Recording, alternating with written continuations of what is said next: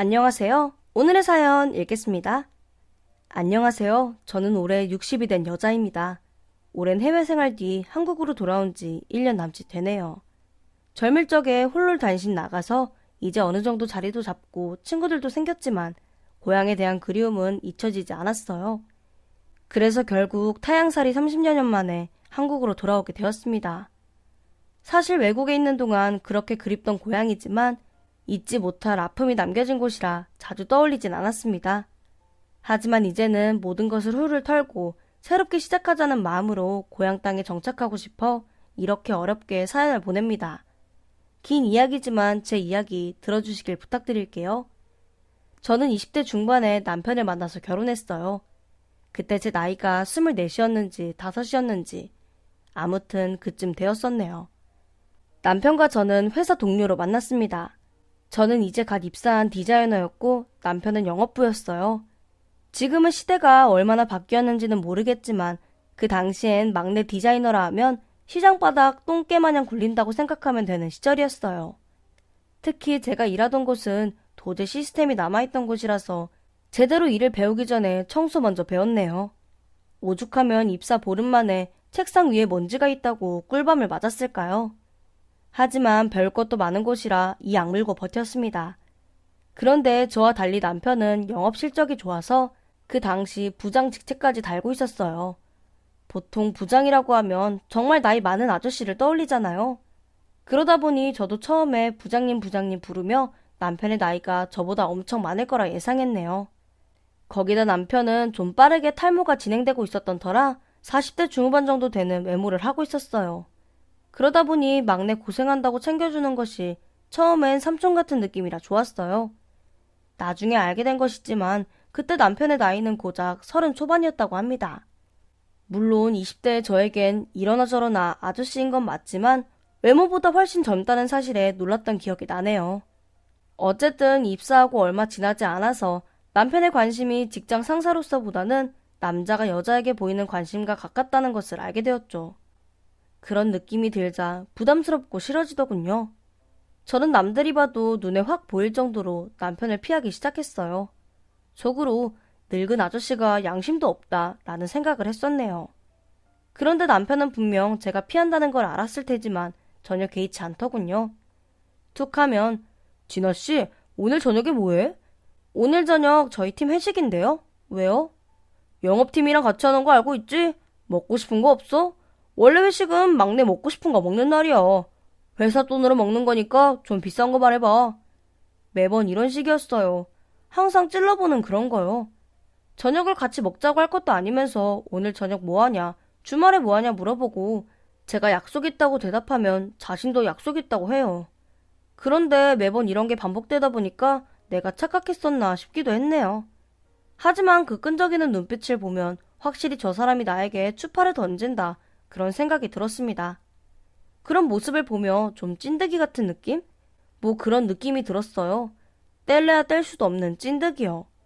차라리 속 시원하게 고백이라도 하면 싫다고 거절이라도 할 텐데 아무것도 안 하고 그냥 붙어 있는 거예요. 그러다 한 번은 주말에 뭐 하냐고 묻길래 남편이 어떻게 나올지 궁금해서 약속이 없다고 해봤어요. 저에게 주말에 만나자고 하면 제대로 거절할 생각이었죠. 하지만 제 예상은 완전히 벗어났네요. 남편이 말하길 난 주말에 여행 가는데 면세점에서 뭐 필요한 거 없어요?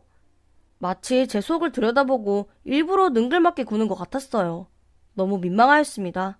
그래서 저도 아무렇지 않은 척 대답했네요. 아니요, 됐어요. 여행 잘 다녀오세요. 남편은 싱글싱글 웃으며 자리를 비켰어요. 그런데 주말이 지났고 월요일이 되었지만 남편이 출근을 안 하였습니다. 어찌된 일인지 궁금하긴 한데 워낙 그동안 못되게 굴었어서 누구에게도 묻지를 못했네요. 하지만 제 표정에서 궁금함이 보였는지 저와 입사 시기가 엇비슷한 영업부 막내가 남편 소식을 알려주었습니다. 부장님 한 달 휴가 갔어요. 실적 좋다고 회사에서 유급휴가 보내줬잖아요. 진아씨 혹시 우리 부장님 기다린 거 아니죠? 에이 설마. 여행 간다는 말은 했지만 기간이 한 달씩이나 될 거라고는 생각도 못했기에 좀 놀랐네요. 그런데 사람 마음이 참 이상하죠. 저에게 계속 관심을 주던 사람이 안 보이니 뭔가 텅 빈 기분이었어요. 싫든 좋든 그런 건 둘째치더라도 사람 마음이란 게 나에게 주는 관심 자체는 즐기기 마련인가 봐요. 그러다 보니 남편이 없던 한 달이 정말 무미건조하게 흘러갔네요. 어찌어찌 한 달이 지났고 남편이 다시 회사로 복귀하는 날이 되었습니다. 그런데 저도 모르게 신경 써서 화장하고 옷을 고르고 있다는 걸 깨달았지 뭐예요. 저도 모르게 웃음이 나더군요. 제 마음이 뭔지도 모르겠고 기분이 묘했어요. 그리고 그날은 좀 설레는 마음으로 평소보다 조금 일찍 회사로 가고 있었습니다. 그런데 뒤에서 누가 제 이름을 부르더군요. 뒤를 돌아보니 그 사람이 저를 향해 웃으며 걸어오고 있었습니다. 그런데 살짝 벗겨진 머리에 기름진 얼굴이 역시나 참 볼품없는 외모였어요. 그런데도 남편이 다가올수록 제 심장이 막 요동을 쳐댔죠. 하지만 이런 것들이 그 사람을 의식하게 되었다는 신호였지 좋아하게 되었다는 게 아니라는 건 확실히 알고 있었습니다. 어느새 제 옆으로 다가온 남편이 먼저 인사를 건넸어요. 좋은 아침이야. 일찍 출근하네? 남편은 한 달을 못 봤는데도 불구하고 어제 만났던 사람처럼 아무렇지 않게 인사를 건네더군요. 예전엔 그런 능청스러움이 싫었는데 그날은 그 모습이 너무 자연스러워 보였어요. 그런 생각을 하자 괜히 저 사람이 날 좋아한다고 오해했나 싶은 게 미안하였습니다. 그리고 여태 느끼지 못했던 편한 감정이 들었어요. 물론 서운한 기분도 함께 들었죠. 어쨌든 저도 남편에게 편하게 인사를 건넸네요. 여행 잘 다녀오셨어요? 선물은 안 사오셨나 봐요? 선물이고 뭐고 베네치아에서 소매치기를 당해서 당장 여행 경비가 없는 거야. 그래서 뭘 했는지 알아? 외국인들 이름을 한자로 지어주고 그걸로 돈 벌어서 여행했잖아. 회사로 가는 동안 남편의 여행 이야기를 듣는데 이 사람이 이렇게 웃긴 사람이었나 다시 생각하게 되었네요. 그리고 그 이후엔 남편이 이유 없이 묻는 안부 같은 것들이 전혀 싫지 않았어요. 오히려 제가 먼저 부장님 오늘 저녁에 뭐해요? 묻고는 남편의 대답에 딴소리를 하곤 했죠. 결국 나중엔 이런 안부 인사가 저희만의 농담이 되었습니다. 하지만 이때까진 남편에 대한 마음의 확신이 없달까? 편하고 좋긴 한데 또 그 사람과의 스킨십을 떠올리면 좀 거부감이 드는 그런 단계였던 것 같아요. 여자는 아무래도 좋아하는 사람이 아니면 스킨십을 하기 힘들잖아요. 그래서 저는 은연중에 내가 이 사람을 좋아하는 건 아니었구나 하고 생각했었네요. 그러다 남편이 남자로 느껴진 결정적 계기가 생겼습니다. 그러니까 그게 사람마다 이성을 볼 때 좀 더 중요하게 생각하는 모습이 있잖아요. 뭐 딱 난 이런 걸 원해 라고 정해두지 않더라도 무의식 중에 끌리는 그런 부분이요. 저는 그게 바로 열심히 일하는 모습, 자신의 일에 전문적인 그런 모습이에요. 그런데 남편이 제게 보여준 모습도 자신의 일에 확신해가지고 추진하는 모습이었어요. 게다가 부드럽기까지 했죠. 사실 저는 그때까지 영업부라고 하면 단순히 물건을 파는 일이라고만 생각했어요. 그래서 번지르르하게 말하는 게 전부인 직업으로 여겼죠. 하지만 그 생각을 모조리 부숴버린 일이 생겼습니다. 그때는 저도 신입에서 벗어나 새로운 시즌 디자인을 준비할 때였어요. 그럴 때에 디자이너들이 가장 중점을 두는 것이 시장 조사입니다. 그러다 보니 저도 매일 외근으로 정신없이 바빴네요. 그렇게 디자인을 완성하고 품평회를 진행하는 날이었습니다. 남편은 그동안 수고했다며 끝나고 회식 어떠냐고 묻더군요. 저도 한 달을 넘게 야근이며 뭐며 쌓여있던 스트레스를 풀고 싶었기에 바로 좋다고 하였습니다. 그런데 막상 품평회가 시작하고는 저에게 고생했다고 말해주던 그 사람은 온데간데 없이 사라지고 제 디자인의 단점에 대해서만 계속해서 지적하더군요. 하지만 품평이라는 게 좋은 말 듣자고 하는 건 아니니 처음에는 피드백에 대해서 꼼꼼히 기록하였어요. 하지만 이게 끝이 없이 이어지니 감정적으로 받아들여졌습니다. 품평회가 끝나고 남편이 또다시 수고했다고 말하는데 저도 모르게 가시가 확 돋아나 쏘아 붙였네요. 정말 그렇게 생각하시는 건 맞아요? 제 디자인이 꽤나 마음에 안 드시는 것 같던데? 오해하지 마요. 진아 씨 디자인이 나쁘다는 게 아니라 몇 가지 수정사항이 있다고 생각한 것 뿐이니까요. 부장님은 회사 입장이어야죠. 디자인이 좀 나쁘다고 하더라도 말빨로 판매를 하셔야 부장 직책이 안 부끄럽지 않겠어요? 참 어찌 그리도 철이 없었는지. 내 일에 대한 자부심은 하늘 높은 줄 모르고 위로 치솟으면서 남이 하는 일은 단 몇 마디 말로 저렇게 깎아내리고 말았네요. 그런데 남편의 표정이 잠깐 어두워지는가 싶더니 평소에 방방 뜨고 깐죽거리는 느낌과는 다르게 차근차근 저에게 설명을 해주었습니다. 저도 영업을 하다 보면 점주들이며 고객들이 어떤 걸 원하는지, 기능을 최대한 살릴 수 있는 디자인이 어떤 건지 생각하다 보니까 도움을 주고 싶어서 그런 것 뿐이에요. 기분 나빴다면 미안해요. 제가 오늘 품평회에서 제안한 것들 쓸모없다고 여겨지면 반영 안 해도 돼요. 어쨌든 그동안 다들 고생 많았으니까 저녁 회식 때 제대로 스트레스 풀자고요. 사실 따지고 보면 남편이 했던 말 중에 쓸모없는 말은 단 한마디도 없었어요. 저도 디자인을 하며 잘 풀리지 않아서 어떻게 할까 고민하던 부분들이었죠. 제 나름으로는 꽤 오래 고민을 하고도 답을 찾지 못해서 어쩔 수 없이 넘어갔던 부분들이에요. 그런데 그걸 품평회에서 한눈에 알아보는 것도 모자라서 대안까지 제시하는 모습에 질투가 났던 것 같아요. 결국 저는 회식 자리에 가서 남편을 따로 불러내어 미안하다고 사과하였습니다. 남편은 호탕하게 웃으며 괜찮다고 하였죠. 저는 얘기가 나온 김에 노하우를 물어봤어요. 그런데 부장님, 저는 몇 달을 고민한 문제였는데 어떻게 바로 하셨어요? 내가 얘기했잖아. 점장이나 고객이 가장 빨리 알게 돼 있어. 디자인하는 사람들은 자기 새끼 같으니 문제점이 있다는 걸 알아도 해결을 못하지만 그걸 직접 사용하는 고객들은 문제점이 뭐고 어떻게 개선되면 좋을지 귀신같이 알게 돼 있어. 이 일을 계기로 저는 두 가지를 얻게 되었어요. 첫째는 평생을 함께하기로 약속한 남자였고 두 번째는 일에 대한 신념이었죠. 그 이후로 남편과 저는 남들 몰래 연애를 시작했습니다. 남편의 기름긴 얼굴도 가벼워 보이는 품행도 제 눈에는 모든 것이 멋져 보이기만 하였습니다. 거기다 일에 대한 조언도 아낌없이 해주는 모습을 보니 평생을 함께하고 싶은 마음이 커졌어요. 그래서 사귄 지 얼마 되지도 않았음에도 그 사람이 청혼하는 순간 일말의 망설임도 없이 좋다고 하였네요. 그렇게 저희는 초스피드 결혼을 했습니다. 그리고 임신을 하기 전까지는 계속해서 맞벌이를 했어요. 그 시기가 저의 짧은 결혼 생활 중 가장 행복했던 때였던 것 같아요. 신혼에다가 연애 기간까지 짧았으니 서로 눈만 마주쳐도 불이 붙던 시기였거든요. 거기다 눈 떠서 눈 감을 때까지 함께 있으니 천국이 있다면 이 사람과 함께 있는 곳일 거라고 혼자서 막 말도 안 되는 행복에 빠져 있었네요. 그리고 남편이 영업직이다 보니 1, 2주에 한 번 정도는 꼭 지방 출장을 갔는데 그때는 또 얼마나 애틋하게 느껴지던지 그런 모든 것들이 제 신혼을 더욱 행복하게 만들어주는 요소였습니다. 그러다 신혼 6개월 차가 되어 임신을 하게 되며 많은 변화가 생기기 시작했네요. 남편은 저의 임신 소식에 정말 너무나 기뻐하더군요. 제가 청혼을 받아들인 그 순간보다 몇십 배 좋아하는 모습이 보였습니다. 당연한 얘기지만 남편의 기뻐하는 모습에 저 또한 덩달아 기분이 좋았던 건 사실이에요.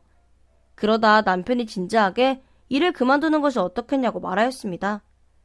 여보, 당장 일 그만두고 태교에만 전념해. 너 일하고 싶어 하는 건 알지만 일단은 아기가 먼저니까. 나중에 아기 좀 크고 나면 다시 일할 수 있도록 내가 도와줄게. 그러니까 몇 년만 아기한테 집중해줄 수 있겠어? 하지만 저는 이제 막 경력을 시작하는 때라 일을 그만두고 싶지 않았어요. 퇴사보다는 휴직을 해서 아이 낳고 적당한 때에 복직하고 싶은 마음이 컸네요. 그래서 남편에게 저의 그런 속마음을 조금 돌려서 이야기하였습니다. 일단은 휴직계를 내고 일을 계속할지 말지는 애가 태어나고 생각하는 게 어떻겠어? 제 말에 남편은 알겠다고 하였습니다. 그 당시 남편의 머릿속엔 아이밖에 없었기에 혹시나 저에게 스트레스를 주게 된다면 그게 또 아이에게 스트레스를 주는 거라 생각했던 것 같아요. 그런데 남편이 뱃속 아이를 생각하는 마음은 끝이 없었습니다. 심지어 부부관계도 전혀 하지 않았어요. 그때가 한참 신혼이기도 했지만 원체 그런 걸 좀 밝히는 사람이라 아무리 피곤해도 그냥 넘어가는 날이 없었거든요.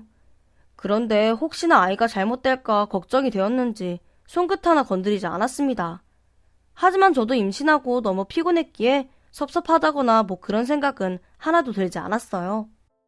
그러다가 임신 7개월이 넘어가고 점점 이상한 생각이 들기 시작했습니다. 남편의 출장이 예전보다 더욱 잦아지기 시작했거든요. 저도 같은 회사를 다녔다 보니 당연히 회사 사정이 어떤지 뻔히 알고 있었기에 남편의 출장이 더욱 이상하게 생각되었습니다. 그래서 남편에게 대놓고 물어봤네요. 자기 요새 출장이 왜 이렇게 많아? 지금 시즌 시작도 아니고 굳이 그렇게 출장을 가야 돼? 그런데 저는 최대한 부드럽게 말하려고 했지만 아무래도 의심 같은 게 섞여 있었나 보더라고요. 제 말을 들은 남편도 평소와 다르게 인상을 확 찌푸리며 대답하였습니다. 회사가 가라고 하니까 가는 거잖아. 당신은 얼마 전까지 사회생활하던 사람이 말하는 게 그게 뭐야? 그러면서 애 낳고 일을 계속한다고? 누가 당신처럼 꽉 막히게 회사 일하는 사람을 좋다고 다시 불러주겠어? 내가 당신 스트레스 받을까봐 여태 아무 말 안 했지만 지금 회사 내에서는 당신 육아휴직 끝나면 바로 자른다고 소문이 자자해. 안 그래도 요새 스트레스 받아서 미칠 지경인데 당신까지 보태지 좀 마. 남편의 말을 듣는데 화가 나는 건 둘째치고 앞으로 제 경력이 끝났다는 것이 마냥 서러웠습니다. 결국 저는 임신 우울증이 오고 말았어요. 제 마음이 그렇다 보니 무기력해진 것은 말할 것도 없고 남편이 출장을 가든 야근을 하든 상관 안 하게 되었어요. 물론 남편의 바쁜 생활에 대해서 입을 닫게 된 데는 그만한 이유가 있었죠. 아무래도 서로가 예민한 때다 보니 다시 싸움이 나지 않을까 하는 걱정이 컸네요. 그렇게 시간이 흐르고 저는 임신 막달이 되어 출산을 앞두게 되었습니다. 그런데 뜬금없이 디자인팀 실장님이 전화를 하셨더라고요. 제가 회사에 다니는 동안 그렇게 저를 괴롭혔거든요. 그래서 그다지 반갑진 않았습니다. 그런데 실장님은 형식적인 인사를 하고는 예상 밖의 이야기를 꺼냈어요. 좀 있으면 출산이지? 진아씨 고생이네. 다름이 아니라 내가 이걸 말해야 하는지 어떤지 정말 많이 고민했는데 아무래도 이건 진아씨가 알고 있어야 하는 일 같아서 전화했어. 그러면서 실장님은 저희 남편이 경기도 지역의 대리점 여자와 함께 제주도 여행을 다녀왔다고 하였습니다. 워낙 소문이 빠른 곳이라 이미 회사에는 소문이 다 났다고 하였어요. 다들 제 귀에 들어갈까 쉬쉬하는 분위기지만 실장님께서는 고민 끝에 전화를 주셨다고 해요. 그러면서 붙이시는 말이 내가 이런 말하는 건 같은 여자로서 안타까워서 그러는 거야. 선택은 자기 몫이지만 사실 나도 진아씨 나이에 이혼 경험이 있거든. 난 남편이 바람난 줄도 모르고 몇 년을 바보처럼 흘려보내면서 경력도 단절됐었고 마음고생도 몸고생도 심했거든. 그때 나를 보는 것 같아서 얘기해주는 거야. 아무튼 애기 낳고 몸조리 잘하고서 회사 복귀해. 이만 끊을게. 전화를 끊고 실장님이 얘기했던 날짜를 보니 남편이 제주도로 출장을 간다고 했던 바로 그 날이었어요. 사실 저도 남편의 제주도 출장이 처음이라 이상하게 생각하긴 했었어요. 저는 남편에게 바로 전화를 걸어 당장 집으로 오라고 했습니다. 하지만 남편은 출장 가는 길이라며 내일이나 되어야 올 수 있다고 말하였어요. 그래서 제가 말하였습니다. 진짜 출장이야? 당신 다른 여자랑 여행 갔다며 지금 자기 새끼 임신해서 옴짝달싹 못하는 여자한테 뭐하는 짓이야? 당신이 사람이야? 무슨 소리를 듣고 이러는지 모르겠지만 지금 나 혼자 이동하는 것도 아니고 스피커폰이니까 나중에 다시 얘기하자.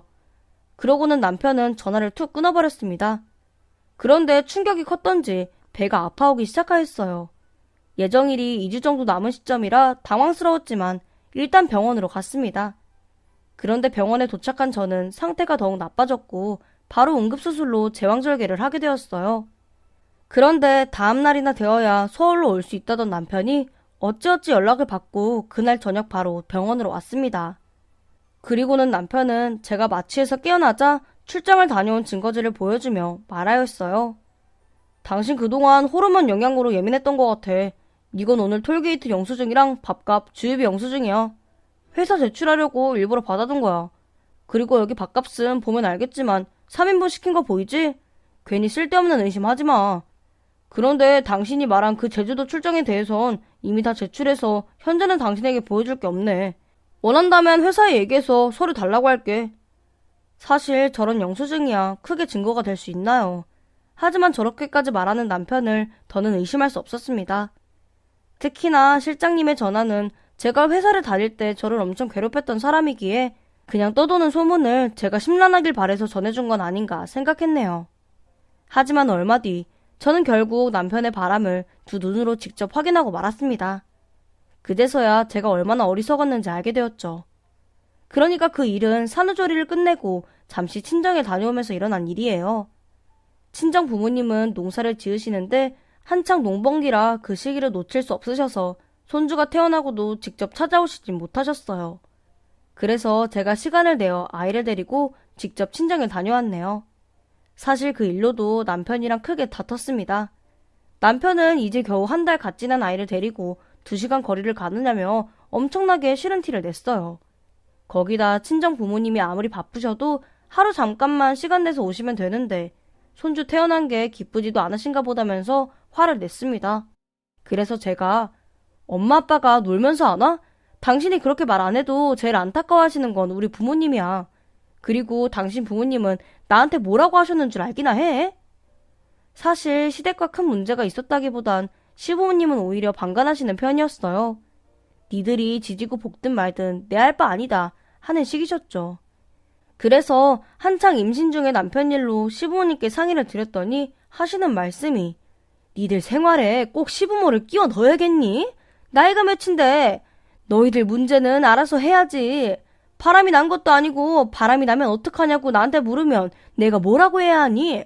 그리고 톡 까놓고 부인이 임신하면 남자들 한 번쯤 눈 돌아갈 수도 있는 거지. 뭘 그러니? 아무튼 난 상관하고 싶지 않으니 네 남편한테 직접 얘기를 하든 네 친정 부모님께 도움을 요청하든 알아서 해라. 그리고 말이 나와서 얘긴데 혹여나 아이 낳고 우리에게 맡길 생각일랑 아예 말거라. 그렇게 말씀하시곤 귀를 닫으셨네요. 물론 저도 그 이후론 시부모님과 거리를 두었고 출산 전후로도 연락 안 드렸습니다. 남편이 전화드려서 아들이다 어쩌다 한참을 얘기하니 잠깐 보러 오신 게 전부였어요. 하지만 이땐 이미 시부모님께 완전히 마음을 닫았기 때문에 서운한 감정은 전혀 없었고요. 어쨌든 저는 그렇게 남편과 다투고 친정을 가게 되었습니다. 저 또한 아이와 함께 친정을 가는 것이 마냥 쉬운 결정은 아니었어요. 하지만 남편이 해명을 하였음에도 불구하고 바람이라고 의심되는 정황들이 계속 발견되었고 아무래도 제가 친정을 가 있으면 마음이 조금 풀어져서 증거를 남기지 않을까 하는 계산이 있었습니다. 그리고 제 예상이 정확히 맞아 떨어졌죠. 남편이 상간녀와 함께 우리 부부의 침대에서 그 짓을 하고 있는 걸 보게 되었거든요. 결국 이 일로 남편과 저는 이혼을 하기로 결정하였어요. 하지만 문제는 아이의 양육권으로 넘어가며 복잡해졌습니다. 남편은 집과 재산 모든 걸 저에게 줄 테지만 아이의 양육권은 절대 포기 못한다는 입장이었고 저는 당연히 양육권은 저에게 있고 이혼에 따른 위자료 양육비 한 푼도 양보 못한다고 했네요.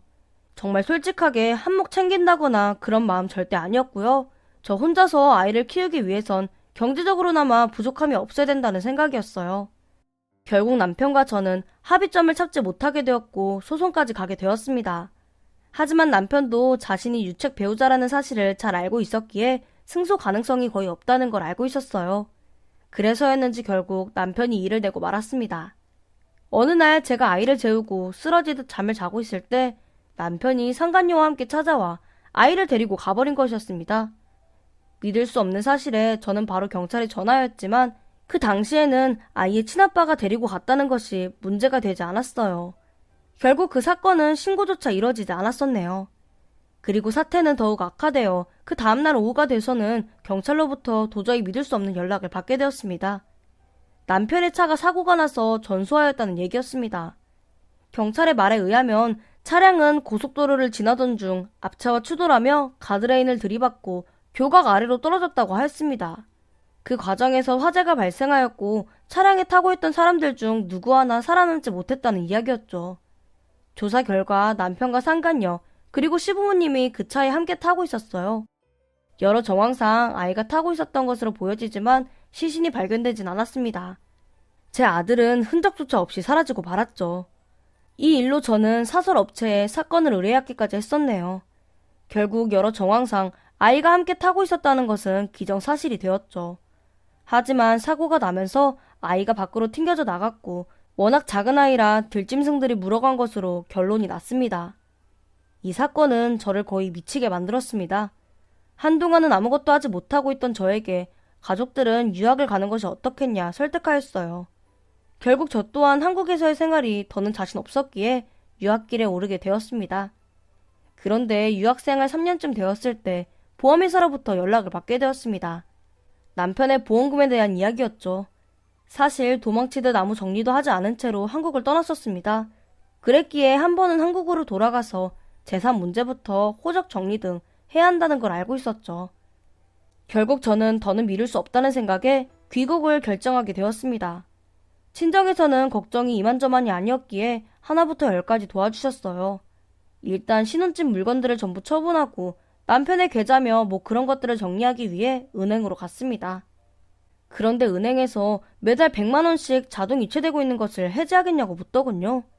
저는 전혀 알지 못했던 이야기라서 통장 내역을 뽑아서 확인하였어요. 그런데 자동이체는 남편이 사고로 죽던 날 아동복지기관으로 신청되어 있었습니다. 그 후의 통장 기록은 오로지 매달 같은 날짜에 자동이체되는 그 100만 원이 전부였어요. 이체가 시작된 날짜라든지 돈이 입금되는 단체명, 모든 것이 너무 이상하였습니다. 결국 저는 아동복지기관으로 직접 찾아갔어요. 강원도에 있는 기관은 남편이 사고가 났던 고속도로를 타고 갈 수 있었습니다. 저는 점점 의구심이 커져갔어요. 그리고 그곳에 도착하여 저는 믿을 수 없는 말을 듣게 되었습니다. 사건은 3년 전 사고가 난 날로 거슬러 올라가 일어났습니다. 남편은 저에게서 아이를 빼앗아 그 길로 아동복지기관으로 간 것이었어요. 제가 시댁에 찾아가 추궁할 것을 대비해 시부모님도 함께 갔더군요. 복지관 원장님은 온 가족이 함께 와서는 아이를 맡기던 것을 똑똑히 기억하고 있었습니다. 원장님이 얘기하길 아침부터 할머니, 할아버지까지 다 같이 와서 아이를 맡기고 갔어요. 보통은 부모 중 한쪽만 오기 때문에 가족 다 같이 온 게 특이해서 기억하고 있었죠. 특히나 경제적으로 전혀 부족한 것 없이 보이는 사람들이었으니 눈에 더 들어왔어요. 그냥 사정이 있다고만 얘기하고는 몇 달만 아이를 맡아달라고 했네요. 그리고 매달 100만 원씩 후원을 하겠다고 했어요. 약속대로 저번 달까지 쭉 후원을 하셨고요. 그런데 3년이 지났지만 부모에게 연락이 없길래 저도 궁금하긴 했지만 따로 연락처나 그런 걸 남기지 않아서 연락할 엄두를 못 내고 있었네요. 아, 아이를 맡길 때 서류를 두고 가셨어요. 나중이라도 이 아이를 찾을 때 보육원과 분쟁이 생기지 않았으면 하신다고요. 저는 남편이 남긴 그 서류를 보고 미친 듯이 오해라고 말았습니다. 그 서류는 남편 밑에 올려둔 아이의 출생신고서였어요. 그때까지 남편과 저는 아이의 출생신고를 하지 않은 상태였거든요. 남편은 저에게서 아이를 뺏어간 날 아침이 되어 출생신고를 하고 보육원으로 갔던 거죠. 저 몰래 아이를 숨겨두고 제가 포기할 때 아이를 데려올 생각이었던 것 같아요. 참, 남편은 죽어서도 저에게 아이를 뺏기고 싶지 않았나 봅니다. 그렇게 그날 저는 죽은 줄만 알았던 제 아이를 되찾게 되었습니다. 그 후엔 이 모든 상처를 떠올리기 싫어서 아이와 함께 다시 미국으로 돌아갔고 그곳에서 30년을 살았네요. 미국에서 저는 다시 디자이너의 꿈을 꾸었습니다. 그리고 친정 부모님이 농사를 그만두시고 미국으로 와주셔서 많은 도움을 주셨어요. 그러다 세월이 흐르고 부모님과 저는 한국에 대한 그리움에 다시 돌아오게 되었습니다. 하지만 제 아들은 어릴 적 미국으로 가서 한국에 대한 추억이 전혀 남아있지 않아서인지 미국에 남겠다고 하더군요. 뭐 30이 넘은 아이의 인생이니 당연히 아들의 선택을 존중하였죠. 이제 다시 한국에서 인생 2막을 시작해야 하는데 두려운 생각도 많이 드네요. 저에게 힘내라고 응원의 말씀 부탁드리고 싶습니다. 감사합니다. 아내와 저는 오랜 시간을 별거했습니다. 강력반 형사였던 제 인생의 대부분 시간은 사건 현장과 경찰서에서 보내야만 했어요. 아내는 형사를 그만두고 편한 보직으로 바꾸길 바랬지만 저는 그러고 싶지 않았어요. 형사라는 자부심이 저에게는 전부였거든요. 부부간의 벽이 크게 세워지기 시작했고 우리는 서로를 이해하지 못하는 날의 연속이었어요. 부딪히면 싸우고 헐뜯으며 돌이킬 수 없는 실수를 반복했죠. 생각해보니 아내 입장에서는 제가 좋은 남편도 아니었고 아이들에게 좋은 아빠도 아니었을 겁니다. 큰딸 유치원 졸업은 고사하고 초등학교 졸업식에도 못 갔거든요. 그때 딸아이의 눈물은 아직도 잊을 수가 없어요. 저는 딸아이가 저를 미워하지 않게 하려고 변명을 늘어놓았습니다. 아빠가 나쁜 사람들을 잡는데 사력을 다해야 피해자가 생기지 않아. 그게 곧 우리 딸을 지키는 거라고 생각해주면 안 되겠니? 라며 말 같지도 않은 변명으로 딸아이에게 용서를 받으려고도 했었어요. 3남매인 저희 자식들은 누구 하나 제 편이 없었습니다. 그게 당연하긴 하죠. 경찰서에서 사느라 집에 무슨 행사가 있는지 안 좋은 일은 없는지 전혀 관심을 두지 않았으니까요. 아들 둘도 저를 많이 원망했을 겁니다. 정교 회장이었던 둘째 아이는 중학교 졸업식 단상에 올라 발표 같은 걸 한다고 꼭 오라고 당부했습니다. 물론 약속을 하긴 했어요. 그런데 지키지 못했죠. 또 핑계를 대자면 큰딸의 졸업식은 안 갔는데 아들 녀석의 졸업식에 가면 자식 차별하는 걸로 생각할까봐 가지 않았어요. 정말 변명도 가지각색이죠. 제가 살아온 삶이 그렇습니다. 자식들이 아내 편만 드는 건 아주 당연한 일이었고 인과응보였으니까요. 자식들이 성인이 되고 우리 부부는 바로 별거에 들어갔습니다. 그래도 아내와 저는 일주일에 한 번은 안부 전화를 했습니다. 하나부터 열까지 안 맞았지만 수십 년을 함께 살아왔으니 정은 남아있었어요. 물론 자식들의 안부도 아내를 통해 들었어요. 머리가 큰 자식들은 늘 저를 피하려고 했습니다. 아내는 자식들이 그럴 때마다 네 아버지가 범죄자들한테 맞아가면서 번 돈으로 공부하고 먹고 산 거야. 내가 너희 아빠를 미워하는 거랑은 달라. 너희들은 아빠한테 자식으로서 최소한의 예의는 지켜야 한다. 라고 말하며 강제로 저와 매주 통화를 하게 만들었답니다. 그래서 자식들과의 거리는 점점 좁혀졌어요. 자주 만나서 밥도 먹고 농담하는 친구처럼 말이에요. 그것만큼은 아내에게 너무너무 감사한 일이었습니다. 그렇게 10년을 더 지내고 우리는 완전한 남이 되기로 했답니다. 서류를 정리하기로 한 거예요. 저는 위자료도 넘겨주었어요. 아이들을 잘 키워주었기에 아내가 달라는 만큼 주었습니다. 그 후 동갑내기였던 우리는 친구처럼 가끔 통화하고 안부를 알리기도 했답니다. 이혼을 하자마자 전처가 기다렸다는 듯이 다른 남자가 생겼다며 사진을 저에게 보내주었어요. 전 너무 놀라서 제 눈을 몇 번이고 감았다 떴습니다. 전처보다 10살 이상은 어려 보이는 남자는 잘생긴 얼굴에 키도 훤칠했어요. 경찰을 은퇴했어도 직업병이 남아있던 저는 그 남자를 어디서 만났는지 물었죠. 그랬더니 전처가 쿨하지 못하게 그런 걸 묻냐고 하더라고요. 그냥 축하나 해달라고 사진을 보냈답니다. 제가 질투하기를 바랐을지도 모르지만 전 그 남자가 수상하게 보였어요. 형사의 눈썰미라는 게 있잖아요. 그래서 문자로 조심하라고 조언했고 무슨 일이 있으면 저에게 아무 글자 하나만 써서 문자를 보내라고 했습니다. 그럼 바로 달려간다고 하면서 말이죠. 전처는 저에게 예나 지금이나 변한 게 없다며 형사놀이는 그만하라고 짜증 섞인 답장을 보냈어요.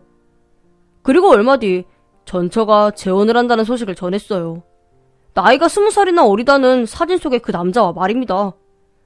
아무리 나이가 숫자라고 해도 얼굴만 봐도 이모와 조카 같다고 지저분한 불륜처럼 보였어요. 그래서 저는 자식들을 찾아가서 얘들아, 너희 엄마 결혼 좀 말려라. 이게 말이 되니? 큰애야, 너보다 10살 많은 새아빠를 가지고 싶니? 라고 말하자 큰딸이 아빠, 이제 엄마 좀 놔주세요. 그 남자랑 여생을 보내고 싶다는데 우리가 어쩌겠어요? 저희도 그냥 응원해주기로 했어요. 아빠도 그냥 그러려니 하고 넘어가세요. 라고 짜증을 내는 거예요. 아무리 전처지만 그 사람이 상처를 받는 건 원하지 않았어요. 제가 보기엔 그 남자는 정말 이상했어요. 물론 만나본 적도 없고 사진으로 본 게 전부지만 수상쩍은 느낌이 지워지지 않았죠. 그래서 형사 본능이 발동한 저는 전처의 뒤를 밟기로 했습니다. 전처가 그 남자를 만나는 장면을 목격했는데 아주 다정하더군요. 전처는 저와 연애를 할 때에도 그렇게 행복한 얼굴을 한 적이 없었습니다. 그 모습을 보면서 전처가 저 때문에 마음고생만 했구나 생각했어요. 그 남자의 관상은 마음에 들지 않았는데 행동을 보니 전처가 반할만 하다고 느꼈습니다. 하지만 20살이라는 나이 차이는 눈으로 봐도 심하게 티났어요. 저는 남자에 대해 더 조사해보려고 그 둘을 더 지켜봤습니다. 그런데 전처에게서 문자가 오더군요. 내가 형사 마누라만 수십 년 했다. 다 보이니까 그냥 돌아가. 내 남자친구 조사할 생각 하지 말고 당신 처신이나 잘하고 다녀. 라고 말이에요. 저는 에휴, 한숨을 길게 쉬고 차를 돌렸습니다. 전처 말이 맞았어요. 저보다 똑똑하고 처신도 알아서 잘할 테니 말이에요. 저는 이제 전처에게 연락하지 않겠다고 다짐했어요. 행복을 빌어주라는 자식들 이야기처럼 쿨하게 보내야겠다고 생각했습니다. 그래도 전처의 안부가 궁금해서 매일 카톡 프로필 사진을 눌러서 확인했습니다. 웨딩드레스를 입은 전처는 내가 알던 사람이 맞나 싶을 정도로 아름다웠습니다. 그 옆에 젊은 남자가 거슬리긴 했지만 저도 모르게 옛날 생각을 하며 배시시 웃었답니다. 행복해 보이는 전처의 얼굴을 보니 진작에 놔줄걸 너무 오랫동안 붙잡고 있었던 게 아닌지 미안하기까지 했어요. 은퇴하기 전까지 저의 모습은 누가 봐도 일과 결혼한 사람이었기 때문에 전처는 늘 외로웠을 거예요. 그리고 얼마 뒤 제가 준 위자료로 집을 얻었다고 전처에게 문자가 왔습니다. 당신 돈이긴 하지만 내 돈이기도 하지.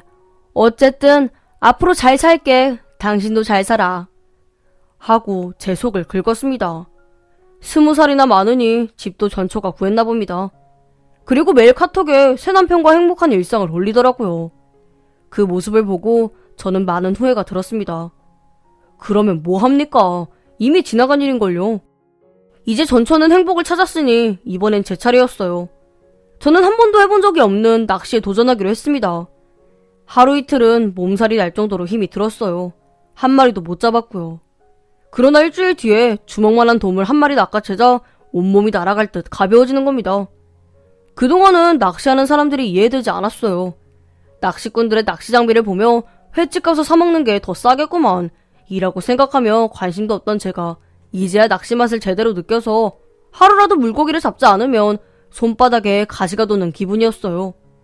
제 얼굴은 점점 검게 그을렸고 낚시꾼의 모습으로 변해가고 있었죠. 백수가 되니까 잠도 많아졌어요. 형사 시절에는 허구한 날 밤을 새웠는데도 졸리기는커녕 깨어있는 시간을 늘리려고 애를 썼어요. 그때 못 잔 잠들이 밀려오는지 저녁 9시만 되면 하품을 찢어져라 하고 눕자마자 코를 골며 잠이 들었죠. 그러다 저에게도 새로운 인연이 나타났습니다. 낚시터를 갈 때마다 제 옆자리에 앉는 여자였어요. 처음엔 고기가 잘 잡히는 곳을 찾는 줄 알았는데 제가 앉는 자리에 옆에만 앉는 겁니다. 아무리 눈치가 없는 사람이라도 이 상황은 그 여자가 저에게 관심 있는 게 분명했어요. 저는 어떻게 할까 생각하다가 그쪽이 먼저 말을 걸 때까지 모른 체 하기로 했습니다. 그랬더니 역시나 저에게 미끼를 빌려달라며 접근하더군요. 그래서 미끼를 조금 잡아떼어서 건네주며 저만큼이나 낚시를 좋아하시나봐요. 낚시는 얼마나 하셨어요? 라고 말을 붙였습니다. 그 여자는 이혼하고 한 석 달쯤 배웠어요. 아저씨는요? 라고 기다렸다는 듯이 대답을 했어요. 그리고 대화를 계속 이어갔습니다. 저와 나이차도 얼마 안 났고 저처럼 외롭고 심심해서 낚시를 시작했더라고요. 저는 형사기질이 발동되어 직접적으로 제가 낚시터에 올 때마다 계시던데 왜 제 옆에만 앉으시는 거죠? 라고 묻자 진짜 몰라서 묻는 건 아니죠? 라고 모호한 대답을 하는 겁니다. 그래서 혹시 물고기가 요일마다 잘 잡히는 곳이 다른가요? 라며 순진한 질문을 하자 아저씨 순진한 척 하시는 거죠? 제가 물고기가 어디서 잘 잡히는지 어떻게 알겠어요? 전 아저씨를 잡으려고 옆에 앉는 거예요. 라며 직구를 날리더라고요. 제가 일만 했기 때문에 여자에게 어떤 말을 해야 하고 어떻게 행동해야 하는지 잘 몰랐습니다. 그래도 그 여자가 잘해보고 싶은 마음이 들었어요. 저는 오늘 저녁에 매운탕 드시러 가실래요? 라고 데이트 신청을 했고 그 여자는 역시 기다렸다는 듯이 당연히 먹어야죠. 참 빨리도 물어보시네요. 엄청 신중한 분이신가 봐요. 무슨 형사 출신이라도 되세요? 라는 겁니다. 그 말을 듣고 웃음을 지으며 티가 많이 나냐고 했더니 누가 봐도 형사 아저씨라고 장난스럽게 말하더군요. 그렇게 우린 함께 저녁 식사를 했고 술도 함께 마셨어요. 맥주를 마셨는데 그 여자는 얼굴이 벌겋게 달아올라 저에게 아저씨 내 스타일이에요. 나랑 사귈래요? 같이 낚시도 다니고 여행도 다녀봅시다. 라며 너무 솔직하게 말하는 겁니다. 그래서 좋습니다. 저도 아줌마가 제 스타일입니다. 사귀어보자고요. 라고 말했더니 이제 아저씨 아줌마는 빼고 말합시다. 누가 들으면 불륜인 줄 알겠어요. 하며 서로의 이름을 알려주었습니다.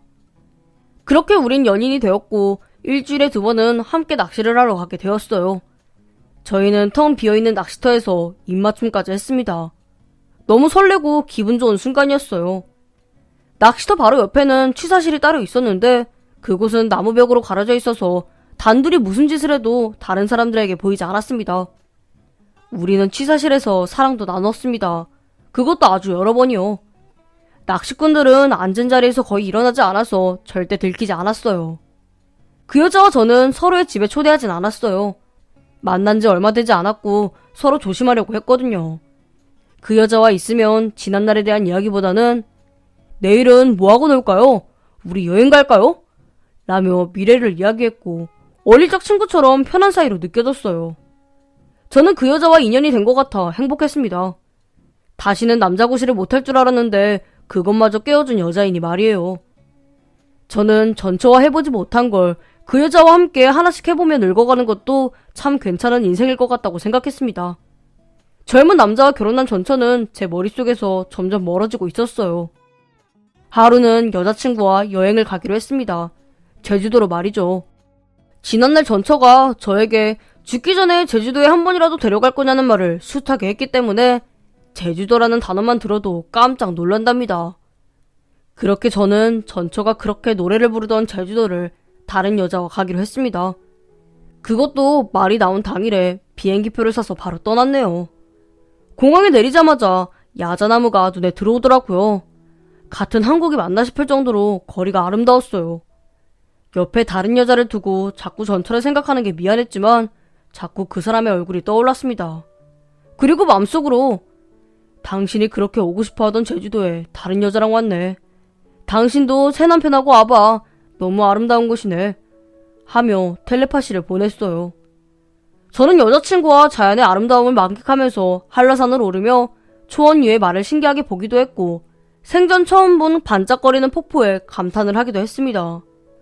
게다가 고기국수라는 건 정말이지 제 인생 최고의 음식이었어요. 이 모든 걸 그 사람이 아닌 다른 여자와 함께 나누고 있다는 게 자꾸 마음에 걸렸습니다. 하지만 바다가 보이는 숙소에서 여자친구와 사랑을 나누었고 더는 그 사람을 생각하지 않게 되었어요. 언제 돌아갈지 정하지도 않은 채 제주도의 여행지를 샅샅이 구경했습니다. 여자친구는 순수한 소녀처럼 보는 것마다 아주 작은 꽃잎 하나까지도 눈에 담고 좋아하더라고요. 순간 또 전처가 생각나더군요. 수십 년 전 데이트를 할 때 네잎클로버를 찾겠다고 풀밭에서 몇 시간을 찾던 날이 말이죠. 그때 전처의 얼굴과 많이 닮아있는 것 같았어요. 그래서 더 사랑스럽게 느껴졌고 이 여자를 놓치면 안 되겠다는 생각을 했답니다.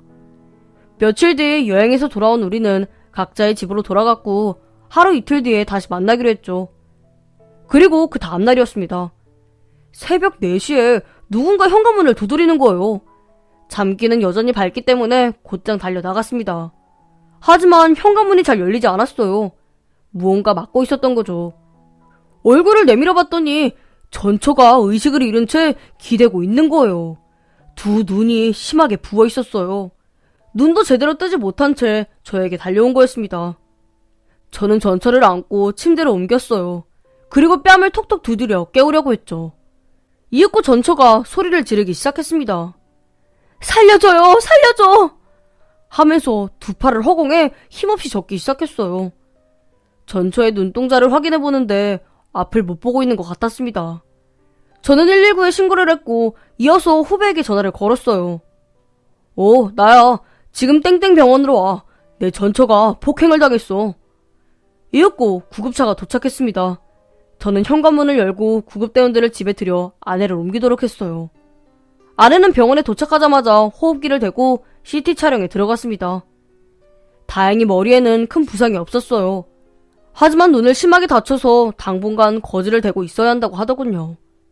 전처의 시름시름 앓는 소리는 잠잠해지면서 깊은 잠에 빠졌습니다. 저는 그 사람 곁에서 한시도 떨어지고 싶지 않았습니다.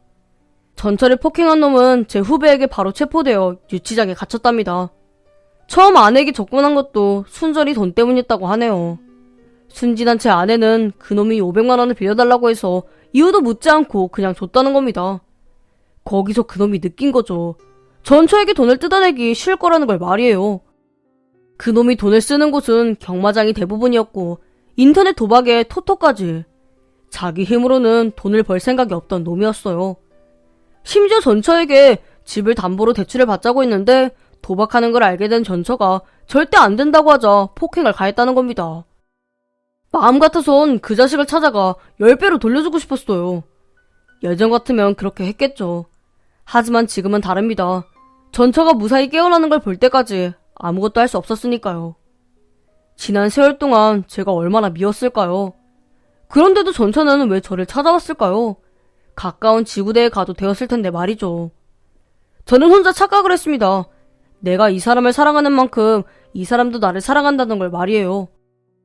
이 사람이 깨어나면 지난 세월 동안 해주지 못한 걸 다 해주기로 결심했습니다. 저는 낚시터에 다시 가지 않았어요. 새로 생긴 인연도 끊어내버렸죠. 그 여자에게 미안하다고 문자를 보냈는데 그 여자는 좋은 추억 만들어줘서 고마워요. 잘 살아요. 하며 쿨한 문자 한 통으로 이별을 받아들였습니다. 저는 내심 저에게 매달려주길 바랬는지 너무 섭섭하더라고요. 전화를 할까 했지만 실행에 옮기진 못했어요. 다시 생각해보니 그 여자는 뭔가 이상했어요. 처음부터 저를 알고 있던 사람 같았고 제가 이별을 통보할 거란 것도 이미 알고 있었던 것 같아요. 어쨌든 그 여자와는 문자로 이별했습니다. 잠시였지만 그 여자가 저에게 사랑하는 법을 다시 가르쳐준 기분이었어요. 어떻게 보면 그 여자 덕분이기도 한 것 같아요. 내가 진짜 사랑하는 여자는 전처라는 걸 다시 깨닫게 해주었으니까요. 저는 자고 있는 아내의 손을 잡고 있는 순간에는 아무것도 눈에 뵈지 않았고 이 사람 대신 죽을 의향이 있으니 신들께 다시는 아내를 아프게 하지 말아달라고 기도했어요. 그리고 며칠 뒤 정신을 차린 전처가 눈을 깜빡거리며 앞이 보이는 걸 확인하자 안도의 눈물을 흘리더라고요. 제 얼굴을 보면서 고마워 라며 작은 목소리로 속삭였어요. 저는 미안해 라고 속삭였고요. 전처는 자기가 장님이었다며 사람을 볼 줄 몰랐다고 후회했습니다. 그 후로도 충격 때문에 밤마다 악몽에 시달리기도 했습니다. 그럴 때마다 전처는 저에게 전화를 걸어서 집으로 와달라고 사정했어요. 저는 당연히 전처에게 달려갔고요. 지난 시간 동안 해준 게 없어서 조금이라도 갚고 싶은 마음이었거든요. 그리고 아직 전처를 사랑하기도 했고요. 며칠 전에는 전처의 집에 가서 소파에 누워 잠을 청하려 하자 무서워서 잠을 못 자니 침대에서 같이 자자는 겁니다. 이 사람아, 우리 남남이야. 잊었어? 이혼했다고. 참 비싸게 구네. 안 잡아먹어. 나 무서워서 그러니까 빨리 와. 저는 전처의 말에 한달음에 달려가 침대로 가서 아내를 끌어안았어요. 그리고 길고 긴 사랑을 나눴습니다. 신혼 초의 감정이 되살아나 전처가 너무 예뻐 보였어요. 전처도 제가 다시 좋아졌는지 저를 돌려보내려고 하지 않더군요. 그리고 며칠 뒤 전처와 함께 자고 있는데 자식들이 찾아온 거예요. 저는 이불 속에 숨어 있었어요. 그런데 큰딸이 아빠, 다 알고 있으니까 빨리 나와요. 주차장에 떡하니 차가 있는데 숨긴다고 모를 줄 알았어요? 우리도 반은 형사라고요. 라고 하더라고요. 저는 머리를 긁적거리며 네 엄마가 무섭다고 해서 당분간만 있는 거란다. 라고 말하자 웃기고 있네. 그냥 같이 살아. 뭘 또 헤어져 이 사람아? 라고 전처가 아니 아내가 말하더라고요. 저는 내심 좋으면서 걱정이 들었어요. 다시 부부가 되어서 잘 살 수 있을지 말이에요. 그래도 은퇴한 백수이니 아내와는 충분히 많은 시간을 보낼 수 있을 것 같았어요. 그렇게 우리는 법적으로 다시 부부가 되었고 새로운 사랑을 시작했답니다.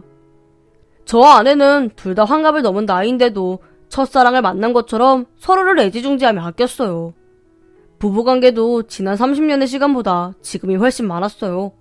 거의 눈만 마주쳐도 사랑에 빠져버렸으니까요. 앞으로는 지난 30년 동안 경찰이라고 허구한 날 외박만 하고 아내에게 몸고생 마음고생 시킨 날들을 모두 갚아줄 겁니다. 저는 다짐했어요. 아내보다 하루를 더 살아서 이 사람을 누구보다 사랑하고 아껴주겠다고 말이에요. 제 이야기는 여기까지입니다. 제가 30년의 세월이 지나고 아내를 더 깊이 사랑하게 된 것처럼 지금 곁에 있는 분과 더 깊이 사랑하시길 바랍니다.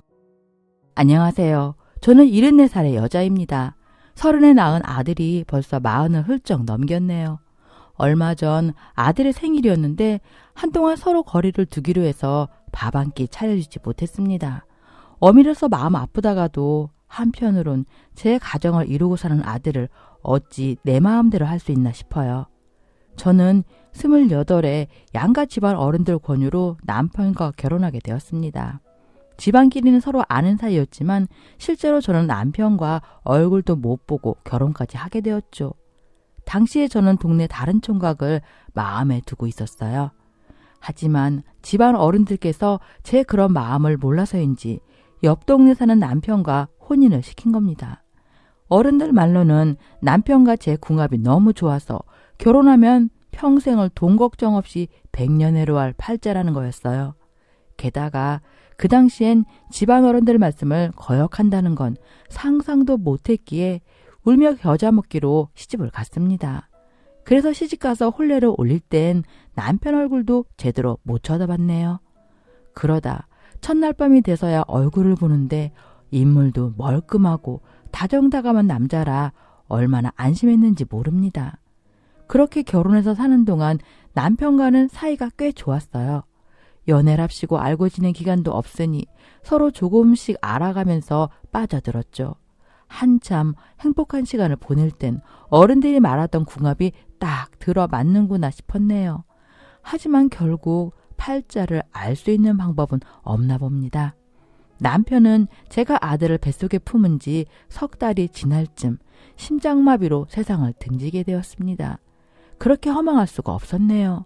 그 후 제 인생엔 시련밖에 남은 게 없다고 해도 과언이 아닙니다. 시댁에선 남편 잡아먹은 여자라고 소박을 맞았고 친정 어른들도 출가 외인이라고 저를 고향집에 못 오게 하셨죠. 아마 제 부모님이라도 살아계셨다면 어디라도 비빌 언덕이 있지 않을까 싶지만 부모님 두 분 모두 어릴 때 돌아가셔서 외삼촌이 저를 키워주셨거든요. 그렇게 30에 혼자가 된 저는 그래도 하늘이 도우셔서 방 한 칸 딸린 식당을 싼 값에 넘겨받게 되었습니다. 거기서 먹고 자며 죽으라고 일만 했네요. 그리고 7달 뒤엔 무사히 아들을 낳게 되었습니다. 하지만 아들을 출산하고 3일 만에 다시 가게 문을 열 수밖에 없었죠. 산후조리 해줄 친정이 있는 것도 아니고 입에 풀칠할 돈이 있는 것도 아니라서 어쩔 수 없이 이를 꽉 깨물고 일을 시작했습니다. 성한 몸으로도 갓 태어난 아이의 육아와 식당 일을 동시에 하면 지치는 게 당연한데 산후조리 한번 제대로 못하고 일을 시작했으니 제 몸은 말할 것도 없었죠. 밤에 자려고 누우면 이곳저곳 안 아픈 곳이 없었네요.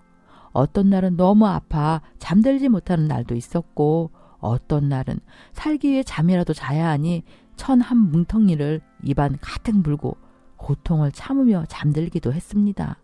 그렇게 힘든 때에도 제가 버틸 수 있는 건 아들 때문이었어요.